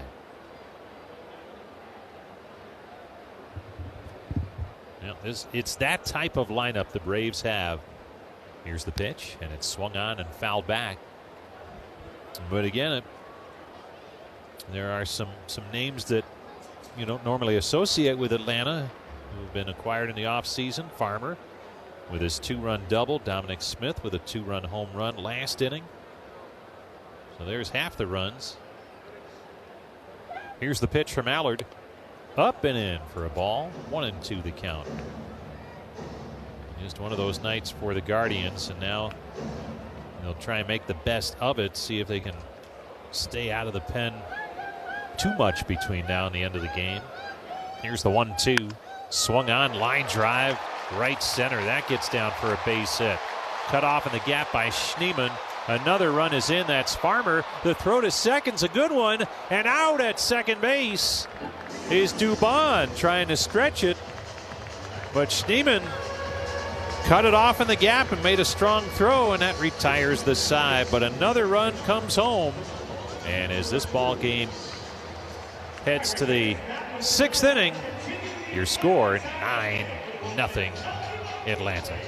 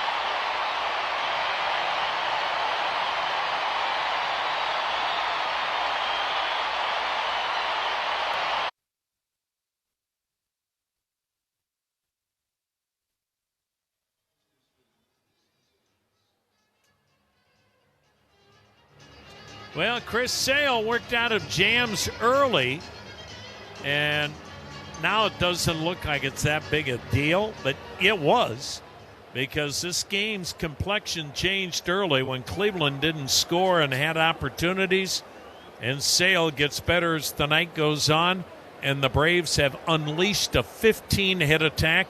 9-0 Atlanta. 6th inning. Leading off, Rhys Hoskins takes high and wide. Sale has given up 7 hits, has struck out 5, walked 1, but he's been at his best when in a jam. The left-hander sets and fires, and it's swung on, pounded deep center field. Dubon going back, track, wall, leaps, it's gone! Rhys Hoskins to dead center has his first home run as a Cleveland Guardian. And it's 9-1 Atlanta here in the 6th inning. So Rhys Hoskins, who had a 5-year period in which he averaged 29 home runs a season, gets his first here in 2026, and the first wearing a Cleveland uniform. And Cleveland's had a hit every inning off Sale. Kyle Manzardo 1 for 2 with a single, takes high and wide, ball 1. We have certainly seen Sale much more dominant, but he's got the outs when he had to. Cleveland's 0 for 6 when batting with the runner in scoring position. The next pitch popped him up, right side of the infield. Second baseman Ozzie Albies, exactly 45 feet from either first or second base, makes the catch for out number 1. Cleveland stranding 7 runners in the first 5 innings. Meanwhile, Tanner Bybee went 4 2/3 tonight, and he gave up 8 runs on 11 hits. Struck out 4, walked 1. Now the pitch, swing and a foul at the plate. Strike 1. The Braves, 9 runs on 13 hits. I think I said 15. 13 hits for the Braves. 9-13-0. Cleveland, 1 run, 8 hits, 1 error. Juan Brito batting right-handed, 0 for 2. Checks on a breaking ball down, and the count 1-1. Well, you wonder now with Hunter Gaddis, he's still with the ball club but not activated. He is ready to pitch in the big leagues. And with Bybee not getting through 5, may need a fresh arm tomorrow night. The pitch, inside corner, strike. And the count 1-2. Hunter Gaddis feels great. Now it's just a matter of when Cleveland activates him, and it'll be in St. Louis. The 1-2. Swing and a miss. Struck him out. 6 strikeouts for Sale, and that is out number 2. Here's Daniel Schneemann with a double and a single.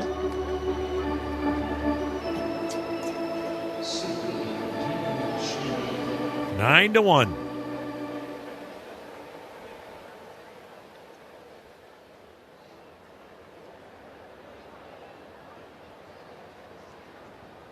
Now the set. The lefty's pitch almost hit him in the thigh, ball 1. Tomorrow night, we greet you from St. Louis. The ballgame starts 7:45 Cleveland time.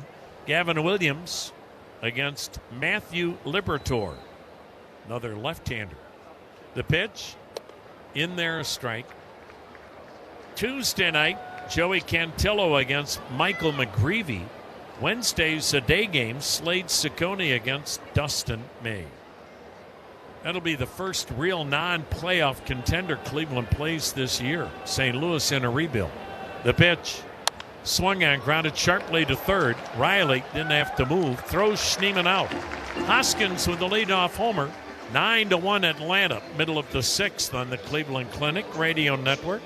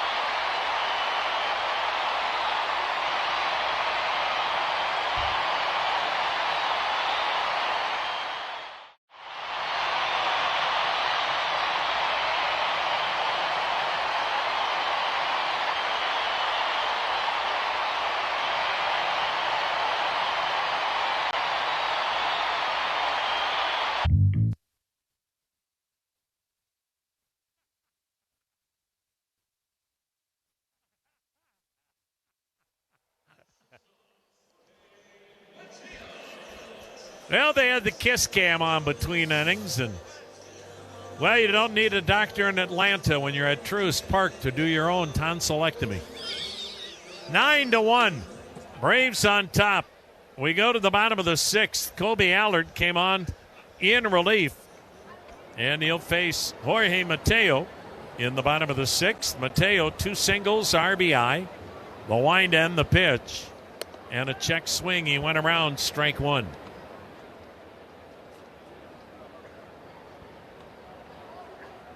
Boy, this has been one of those series. The 0-1.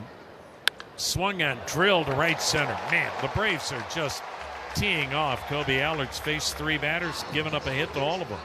Mateo, a sharp single to right center. How about the bottom third of the Atlanta lineup tonight? 7, 8, and 9.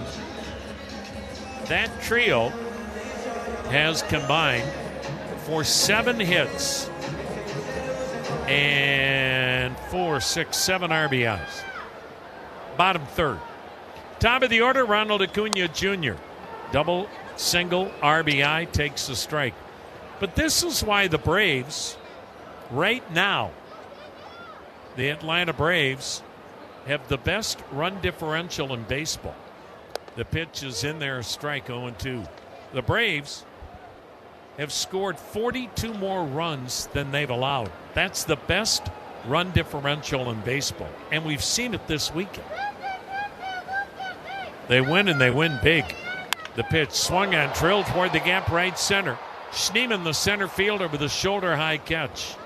Acuna out, number 1. I mean, Cleveland lost to the Braves 11-5 Friday night. Now losing 9-1 tonight. Conversely, Cleveland with the same record as Atlanta, also in first place. And yet the run differential for Cleveland is -5. That normally would be a team with a losing record. First ball swinging, Drake Baldwin puts one into the third deck, third base side, strike 1. The thing about having a big run differential really takes the pressure off the key guys in your bullpen. You're not always going to those key guys late in games because the game is close. The pitch looped foul, third base side, out of play, 0-2. You have a game like this, talking about Atlanta being up 9-1, they don't have to worry about their normal 7, 8, and 9 men out of the bullpen. They can give them the day off. That's big. Now the 0-2. Swing and a foul again. Third base side, again, third deck in this 4-deck ballpark. We greet you tonight from Atlanta, Georgia, 6th biggest city and metro area in the country. 6.5 million people here. Breaking ball hangs high, 1-2 the count, and it's growing. And the growth will continue. Allard's ready. Here's the 1-2. Swung on, banged on the ground to first. Hoskins whirls, goes to second, 1. Relay by Rocchio, not quite in time. Baldwin runs well. So he's on with a fielder's choice, 2 down. 9-1 Braves in the 6th. Here's Matt Olson, 1 for 3 with a single.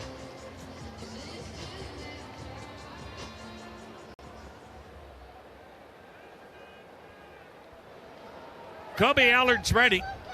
The pitch. Over the head, a curveball that didn't curve. The Atlanta Braves. Boy, they have been a juggernaut when you look at what they have done basically since the 90s. The 1-0 pitch. Curveball low. They had a stretch that still is hard to comprehend. 14 consecutive division titles. From 1991 through 2005. The pitch. Swung on, grounded sharply to second. Brito picks it, throws it. They went to the World Series in the 90s 5 times. Won it in 95, but lost in the World Series. 91, 92, 96, 99. But It's hard to imagine, isn't it? You go to the World Series 5 times there in basically an 8-year period, because 94 there was no postseason. 9-1 Braves, 6 in the books.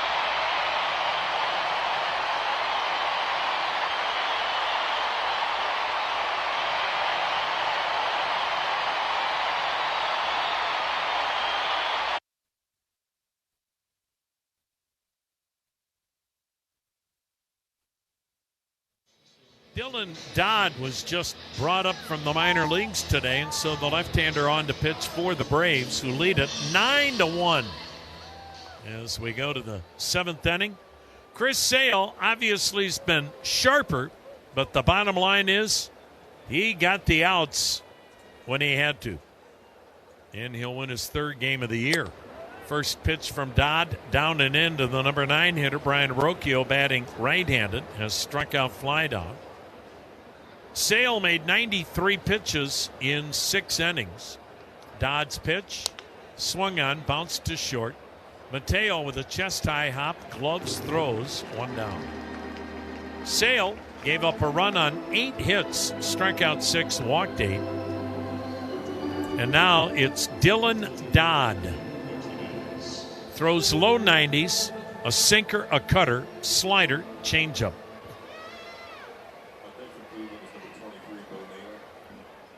Angel Martinez, top of the order. He'll bat right-handed. Takes a called strike.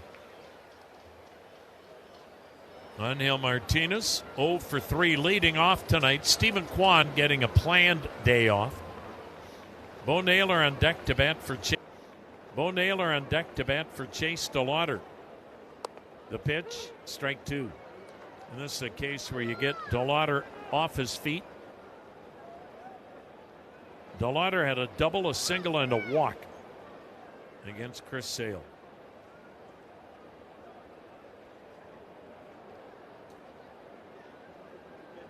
Bo Naylor on deck. Angel Martinez in the box, and he sends a bouncing ball on the right side to his left Albies gloves, spins and throws him out. 2 down. Here's Bo Naylor to pinch hit for Chase DeLauder. 2 down in the 7th, 9-1. Atlanta on top. Well, the new SeatGeek infield boxes at Progressive Field are semi-private outdoor boxes featuring amazing views. Find out more at CLEGuardians.com.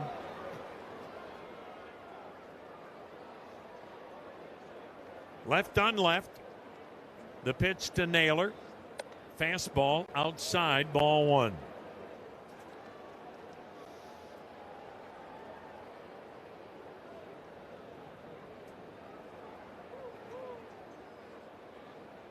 The next delivery, swung on, fouled out of play to the left, 1-1.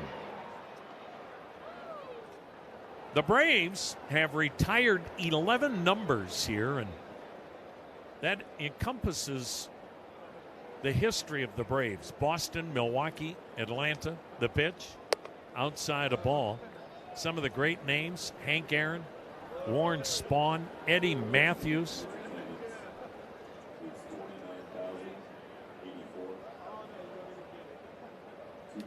The 2-1 hit foul straight back, 2-2. Other numbers retired: Phil Niekro, Dale Murphy, Greg Maddux, Tom Glavine, John Spoltz, the manager Bobby Cox, Chipper Jones, and going into Cooperstown this summer, center fielder Andrew Jones.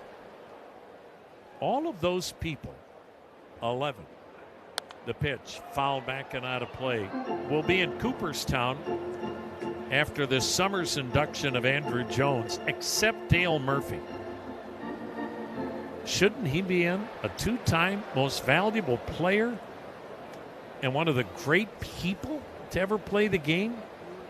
The 2-2 to Bo Naylor. Swung on, lifted in the air, medium deep right center. Dubon, the center fielder, grabs it. Sure seems like Dale Murphy is a Hall of Famer. Epitomized the all-around player. Yeah. So good in so many different phases of the game. Remember when he came up, he was a catcher? Yes. Then became a really good center fielder. Well, it's stretch time here in Georgia. It's 9-1. Atlanta bombing Cleveland here on the Cleveland Clinic Radio Network.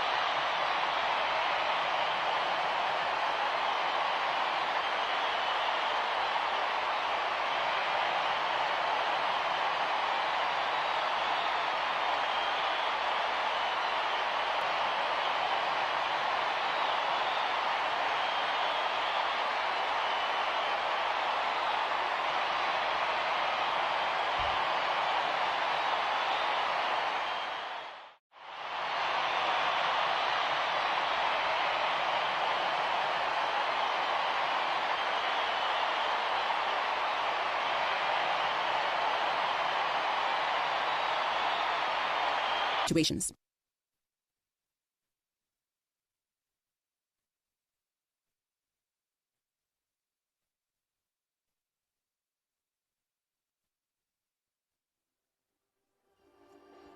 Kobe Allard stays out there. 9-1 Atlanta. They go to the bottom of the seventh inning. Dollar Bank's the proud banking partner of the Guardians with 28 locations here in Northeast Ohio. They're ready to provide solutions to help get you there.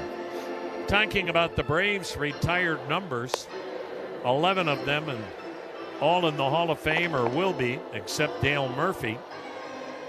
Of course, the greatest of them all, Hank Aaron. Rosie, you look at Hank's numbers. Oh, we got some changes here. We'll get you caught up on them. First off, Hank Aaron ended up playing in the major leagues 23 years. Hank Aaron, in his 23 major league seasons, was a Hall of Famer 25 times. Remember, there were years where they had 2 All-Star games. Oh, that's right. So he was a 25-time All-Star, a one-time National League Most Valuable Player. Hank Aaron won 2 different batting titles. And when you look at Hank's numbers, we all know about the greatest home run hitter of all time, 755. What gets lost is the fact that Hank Aaron was such a great all-around player, in that Hank Aaron was a Gold Glove outfielder.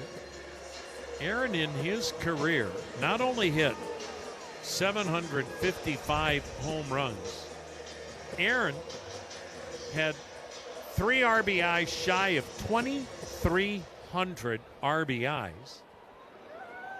He had almost 3,800 career hits. Austin Riley takes a strike. Hank Aaron walked 1,400 times, the pitch, waved at, struck out 1,380 times. More walks than strikeouts. For the best home run hitter ever. Ever. Lifetime batting average 305, OPS 928. The pitch swung on a tapper to short. Rocchio gloves and throws. And oh yeah, by the way, in case you need anything else, 240 stolen bases, many as 31 in a season. And so that's why many consider him the greatest player in the history of baseball. You'll get arguments from fans of Willie Mays. Bottom line, they're as good as it ever was in the game of baseball. Aaron and Mays, as Mike Yastrzemski takes a called strike. But to think that Hank Aaron walked more than he struck out in 23 years. Here's the pitch. Swing and a foul out of play, left side, 0-2. How many times did you get to see him play as a Milwaukee Brave? Well, we were farmers back then, so you only got to 1 game a year. Yeah. It was a doubleheader, but we had to leave second game early because Mom and Dad had to milk the cows. Extra innings are out of the question. I said, can't they hold it? The 0-2, swung on, ripped into right. That's a base hit.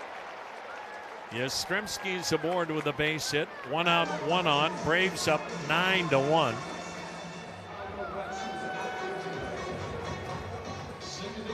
It's just amazing, though, when you look at how the game has changed.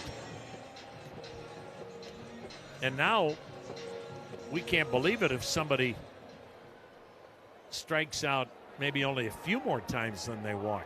Here's Ozzie Albies batting right-handed. He's had 3 hits and an RBI. He takes ball 1. Well, when Juan Brito came up, his minor league numbers pretty close in Yeah. terms of, and wow, that's a big deal. It sure was. By the way, Bo Naylor catching. David Fry now in right. Pitch swung on, banged to third. To second for 1. Relay to first, not in time. Jose Ramirez nearly turned and around the horn double play. Albies still hustling, even with a 9-1 lead, beat it out at first. 2 down, runner at first. 7th inning, 9-1 Braves. Here's Kyle Farmer, got a pinch hit. 2-run double.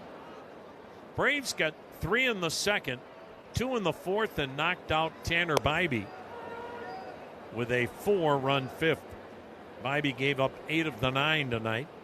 There's a strike from Kobe Allard to Kyle Farmer. Farmer, the first guy Allard faced tonight. The pitch outside a ball, 1-1. I guess bottom line is, though, when you think Hank Aaron, Eddie Matthews, Warren Spahn, that was all part of that generation of Braves in Milwaukee primarily and in Atlanta. That pitch waved at, 1-1. Then think of that group, Phil Niekro and Dale Murphy together. And then how about the group of the 90s? Maddox, Glavine, Smoltz, Jones, and Cox. What an era of Braves baseball. The pitch swung on a weak chopper to short. Charged by Rocchio. Gloves, throws wide, but the tag made by Hoskins. Good play by Rhys Hoskins to get Farmer. And we'll go to the 8th. 9-1 Braves on the Cleveland Clinic Radio Network.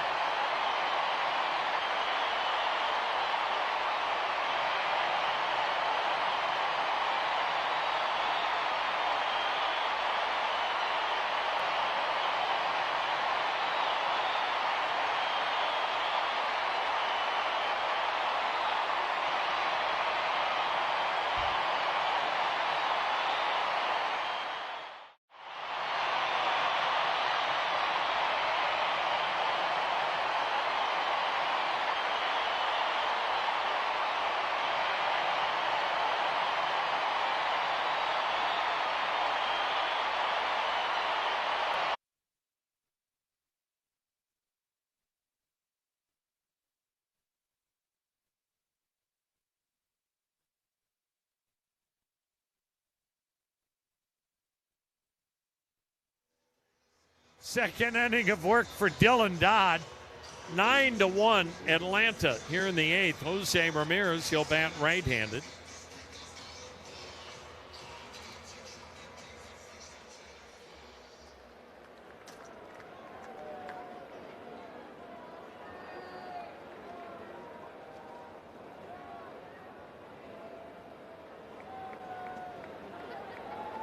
Dodd's ready. Here it comes. High and wide, ball 1. We will not be back in Atlanta for 2 more years, but the Braves will be in Cleveland at some point, we hope, in 2027. The pitch, outside a ball, 2-0. Can't imagine we're ever going to see the schedule go back to the way it once was. It sure looks like we're always going to see everybody play everybody now going forward. The 2-0. Swung on, drilled to left field toward the line. Yastrzemski leaps and made the catch just as he got near the track, going toward the line and left. Heck of a play by Mike Yastrzemski on a BB off the bat of Jose Ramirez, who looks like the old Jose Ramirez this weekend in Georgia. Here's David Fry, 1 for 3 with a single. Yeah, I think the interleague format's here to stay. It's kind of nice being every other year, being able to visit the National League cities. The pitch, inside a ball. Hopefully we'll have John in 2 years if he stays out of the cockpit.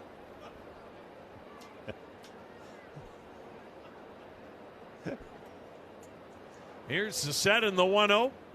High, ball 2, 2-0.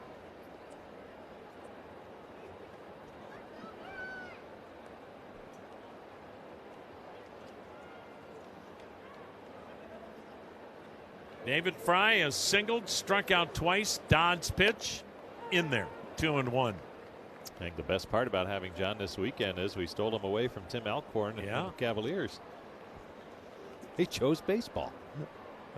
What are we down to now? 23 teams in the NBA have play-in games.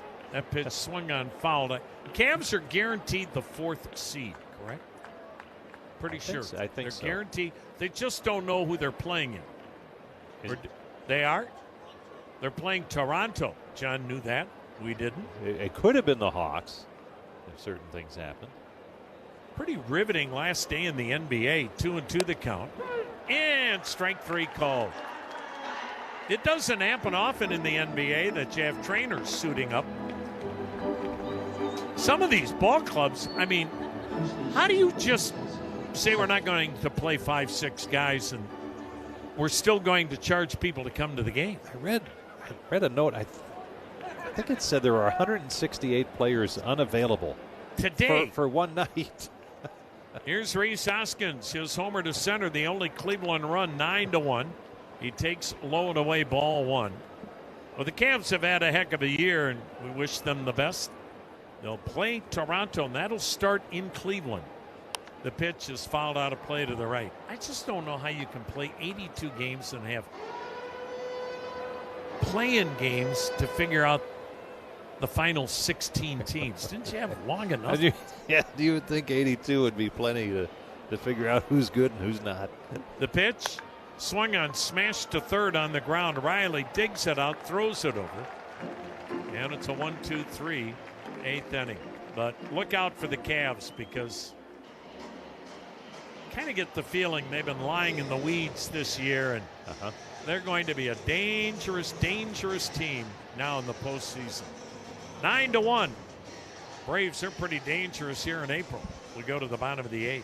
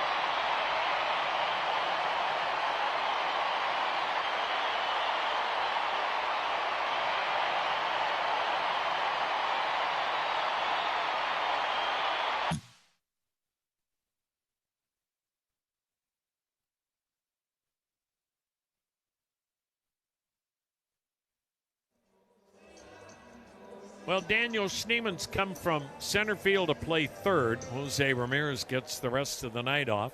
Aniel Martinez goes from left to center. C.J. Kafus now in left.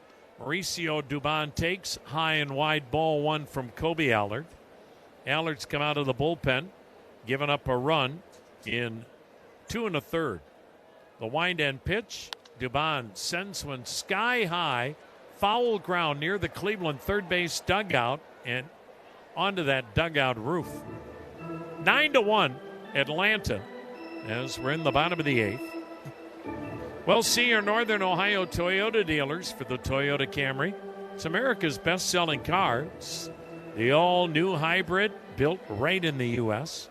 For all Toyota offers, go to Toyota.com. The pitch. Swing and a foul back. 1-2 the count on Dubon.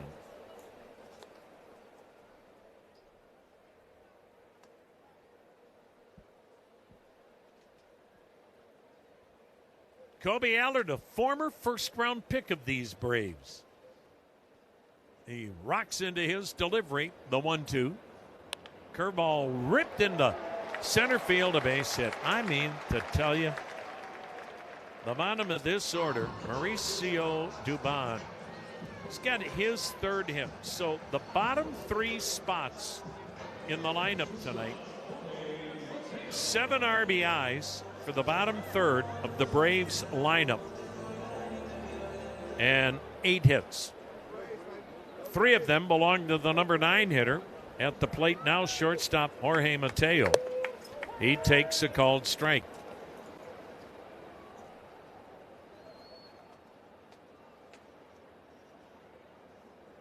Runner at first. Nobody out in the 8th. 9-1 Braves. Mateo loops one foul. First base seating area. 0-2.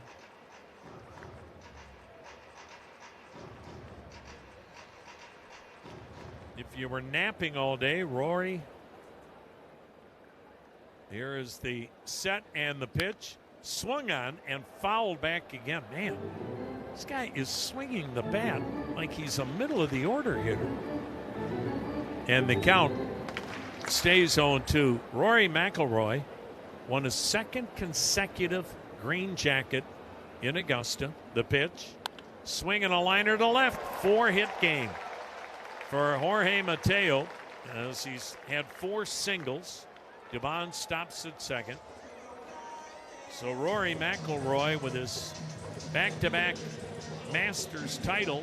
Augusta is 150 miles due east of where we're at here in Atlanta.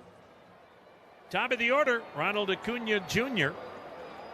2 for 4, double a single, RBI, check swing. Did he go? Yes, on the appeal at first.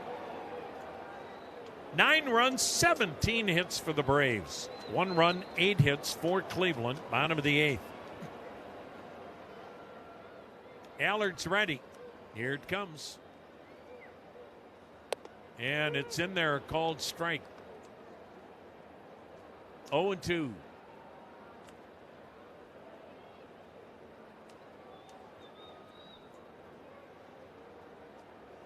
Kobe Allard with the 2-strike pitch.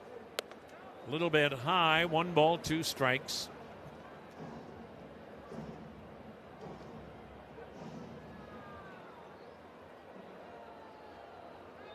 Two weeks of the Major League season complete. The pitch, swing and a foul back.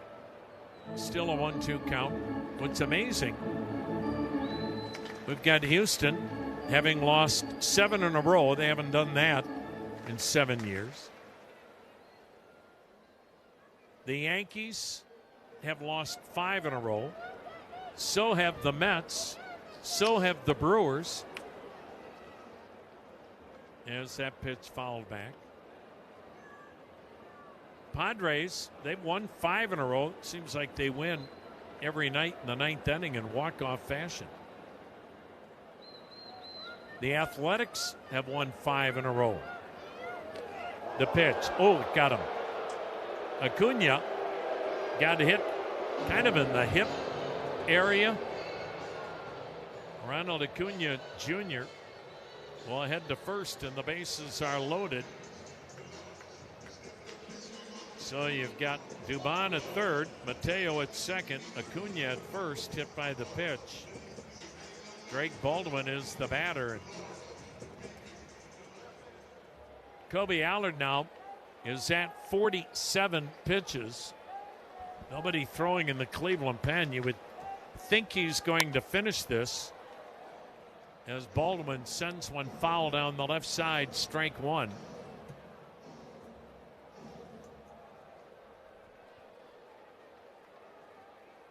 Now the 0-1 pitch. Swing and a foul through the first base coaching box. 0-2.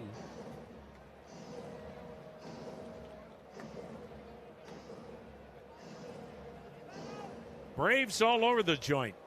Nobody out. 8th inning, 9-1 Atlanta. The 0-2. Swing and a foul. Jam job, third base side. We'll do it again at 0-2. Braves celebrating their 60th year in Atlanta, Georgia. And they look like another playoff team. The pitch in the dirt. Blocked by Naylor. Ball scoots out on the grass area in front of the plate.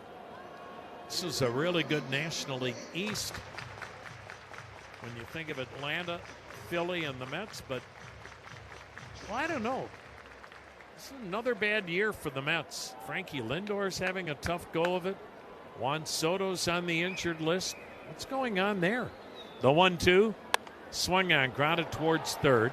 Schneemann to second. There's one. Relay to first by Rocchio, not in time. Scoring to make it 10-1 is Mauricio Dubon. Mateo ends up at third. At first with a fielder's choice RBI is Drake Baldwin. His 17th run batted in. So Braves at the corners. Now with one down in the 8th, up 10-1, and here's Matt Olson, 1 for 4 with a single. The set and pitch inside a ball. And at what point is the manager going to be the next guy in trouble? Because David Stearns shook up that ball club. They let guys like Pete Alonso walk. They traded a bunch of familiar guys. That pitch down low, 2-0. Thought they had some chemistry issues. We could feel that when we were there last year, late in the season. So, you know how that goes over in New York. Now the 2-0. In there, a strike. Francisco Lindor not hitting. He's made mistakes in the field, which he normally doesn't do.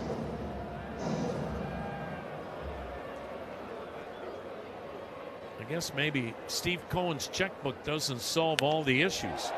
Olson drives one to deep right, and it is off the top of the 16-foot wall. That'll score Mateo. Baldwin into third. Matt Olson, who leads the major leagues in extra base hits, has his 8th double high off the 16-foot wall in right. And the Braves just keep plastering Cleveland as they now are routing the Guardians as manager Stephen Vogt heads to the mound. Wonder if we'll have a position player pitch. 11-1 Braves. Well, Stephen Vogt didn't make a change. He may have wanted to find out, look, Kobe, you're at 56 pitches. Are you sure you're good to keep going? It was not a long conversation, so must have heard what he wanted to hear. Here's Austin Riley.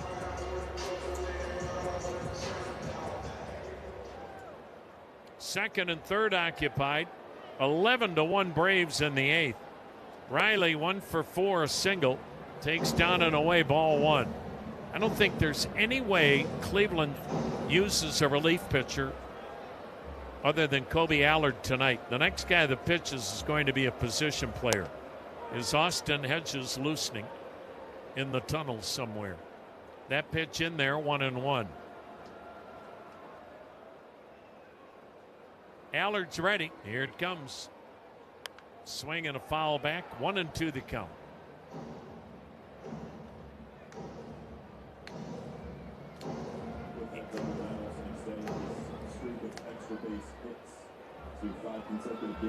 Now the set. Now the 1-2. Missed outside, 2-2. Smallest crowd of the 3-game series. We had back-to-back sellouts, but a Sunday night. Had a lot of people staying home, but still 29,084. The pitch. Swung on, drilled to left, base hit down the line. It'll scoot to the wall. That'll score Baldwin and Olson. Jogging to second with a 2-run double is Riley. It's a 4-run inning. It's 13-1 Atlanta. Give Riley his 3rd double, 6 RBIs. Here's Mike Yastrzemski, left on left. Man. Yastrzemski 1 for 3, a single and a walk. You would think the Braves would like to get this game over with. Now they are up there ripping. That pitch down low, a ball.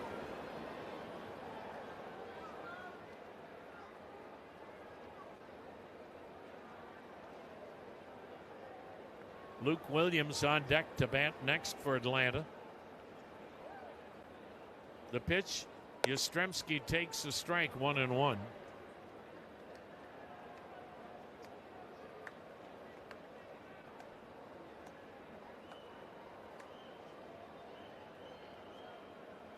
The next delivery waved at, a ball and 2 strikes.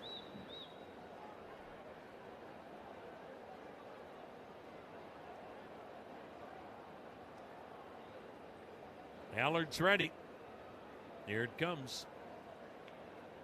And Yastrzemski swings and misses. Struck him out. First strikeout for Allard. 2 down in the 8th. Now the pinch hitter Luke Williams to bat for Ozzie Albies. My goodness. Look at this Braves lineup tonight.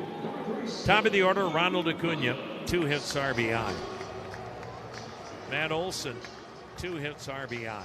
Austin Riley. 2 hits, 2 RBIs. Ozzie Albies, 3 hits on RBI. The pitch, low. Dominic Smith, part of the game, 2-run homer. Kyle Farmer, the other part of the game, 2-run double. Mauricio Dubon, 3 hits, 2 RBIs. The pitch is down, 1-1. Jorge Mateo, 4 hits and RBI.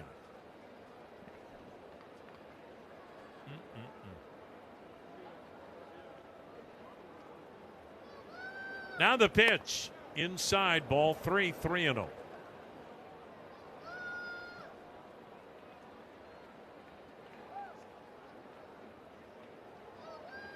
Allard's ready. Here it comes. Missed inside, ball 4. Williams, 4-pitch walk. 2 out, 2 on, 4 runs in. And Stephen Vogt's making a pitching change. Let's have a station ID on the Cleveland Clinic Radio Network.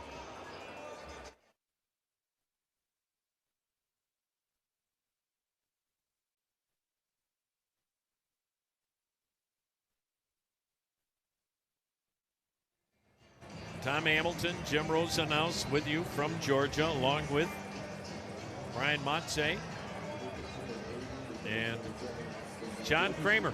And catcher Austin Hedges on the pitch. We're going to keep it right here. It won't take Hedges long to get loose. And you know what he'll be doing. He'll be just up there lobbing it because you don't want him getting hurt. He has really gotten off to a terrific start. Cleveland's 5-0 when he's catching. And he is swinging the bat well. And he's going to finish this 8th inning. You don't have to worry. Atlanta won't be batting in the 9th. With the Braves up 13-1. And if you want to look at a silver lining, your bullpen will be rested going into tomorrow night. And I'm assuming Hunter Gaddis will be activated for tomorrow night in St. Louis. And again, I think we saw it a little bit Friday night. You try and make the most of a tough night at the ballpark. And obviously this one was a game that got out of hand about midway through, and you don't want to hurt future games by decisions you make in a game like this, and I think they're doing a good job at that here tonight. All right, the ninth man to bat this inning is Kyle Farmer. He's had a 2-run double and a ground out. The Braves are rolling. They've got themselves a 13-1 lead. 2 out, 2 on. The number 7 spot in the order, batting for the 5th time tonight. And we're in the 7th inning. It's like a softball lineup. First pitch from Hedges in there, a strike. The 0-1. Outside and low, 1-1.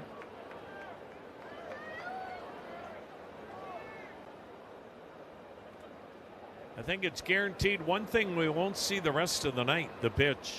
Swing and a foul back, 1-2. I do not think we'll see another ABS challenge. No. Going to go out on the limb. Imagine if they challenged with Hedgie on the mound. The pitch. Swung on, drilled to left. Down the line it goes, running to that line. Kafus with the catch.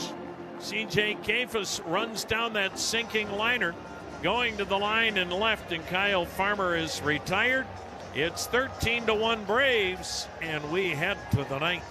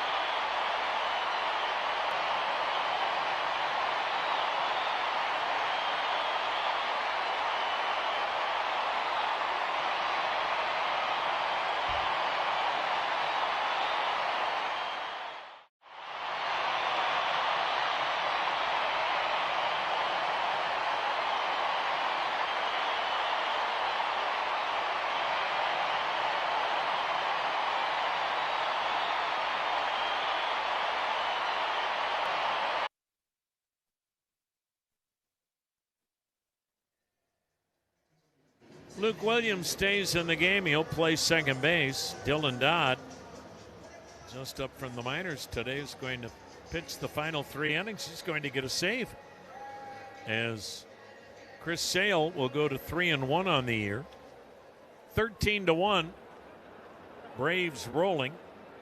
Kyle Manzardo, the batter, 1 for 3, a single. Left on left, and the pitch in there called strike.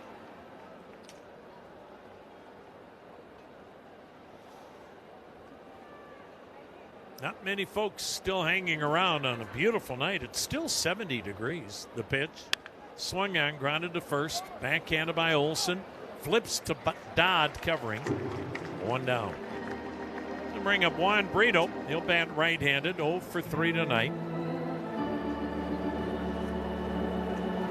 He'll be in St. Louis tomorrow night. First pitch 7:45 Cleveland time. Rhys Hoskins' solo homer to center is first with Cleveland. Guardians only run, but they had opportunities early, and Chris Sale didn't break. First pitch strike to Brito.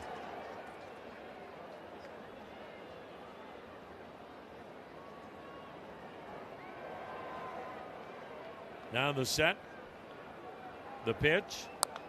Fouled it off. Third base side, 0-2. Chase DeLauder had another good night. Double, single, and a walk.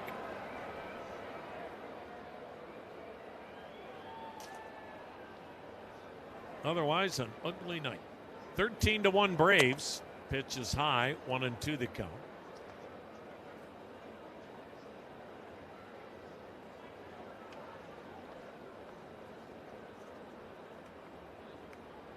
Now the 1-2.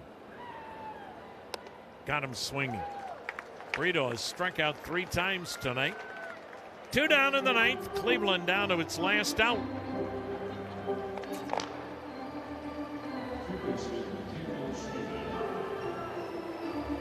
Why are we playing Let It Snow?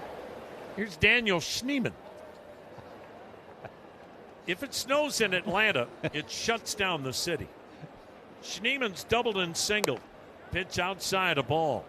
There must be something behind that. What it is, I don't know. Does Schneemann mean snowflake in German? Well, maybe.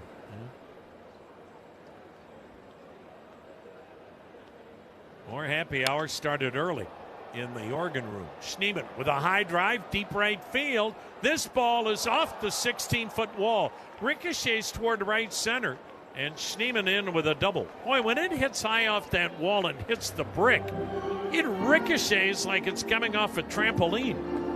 And Schneemann with 2 doubles and a single tonight. So he's at second, 2 down in the ninth. Brian Rocchio, the batter. 13-1 Braves.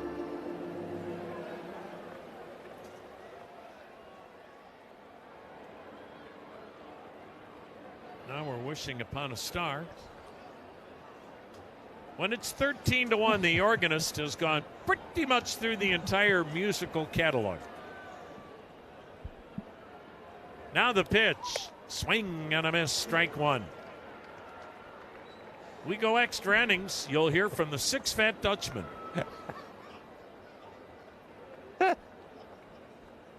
Now the 0-1. Down low, 1-1. 13-1 Braves, 9th inning, 2 outs, runner at second. Dylan Dodd's ready. Here it comes. Swing and a little floater to center. This should do it. Dubon comes in, makes the catch.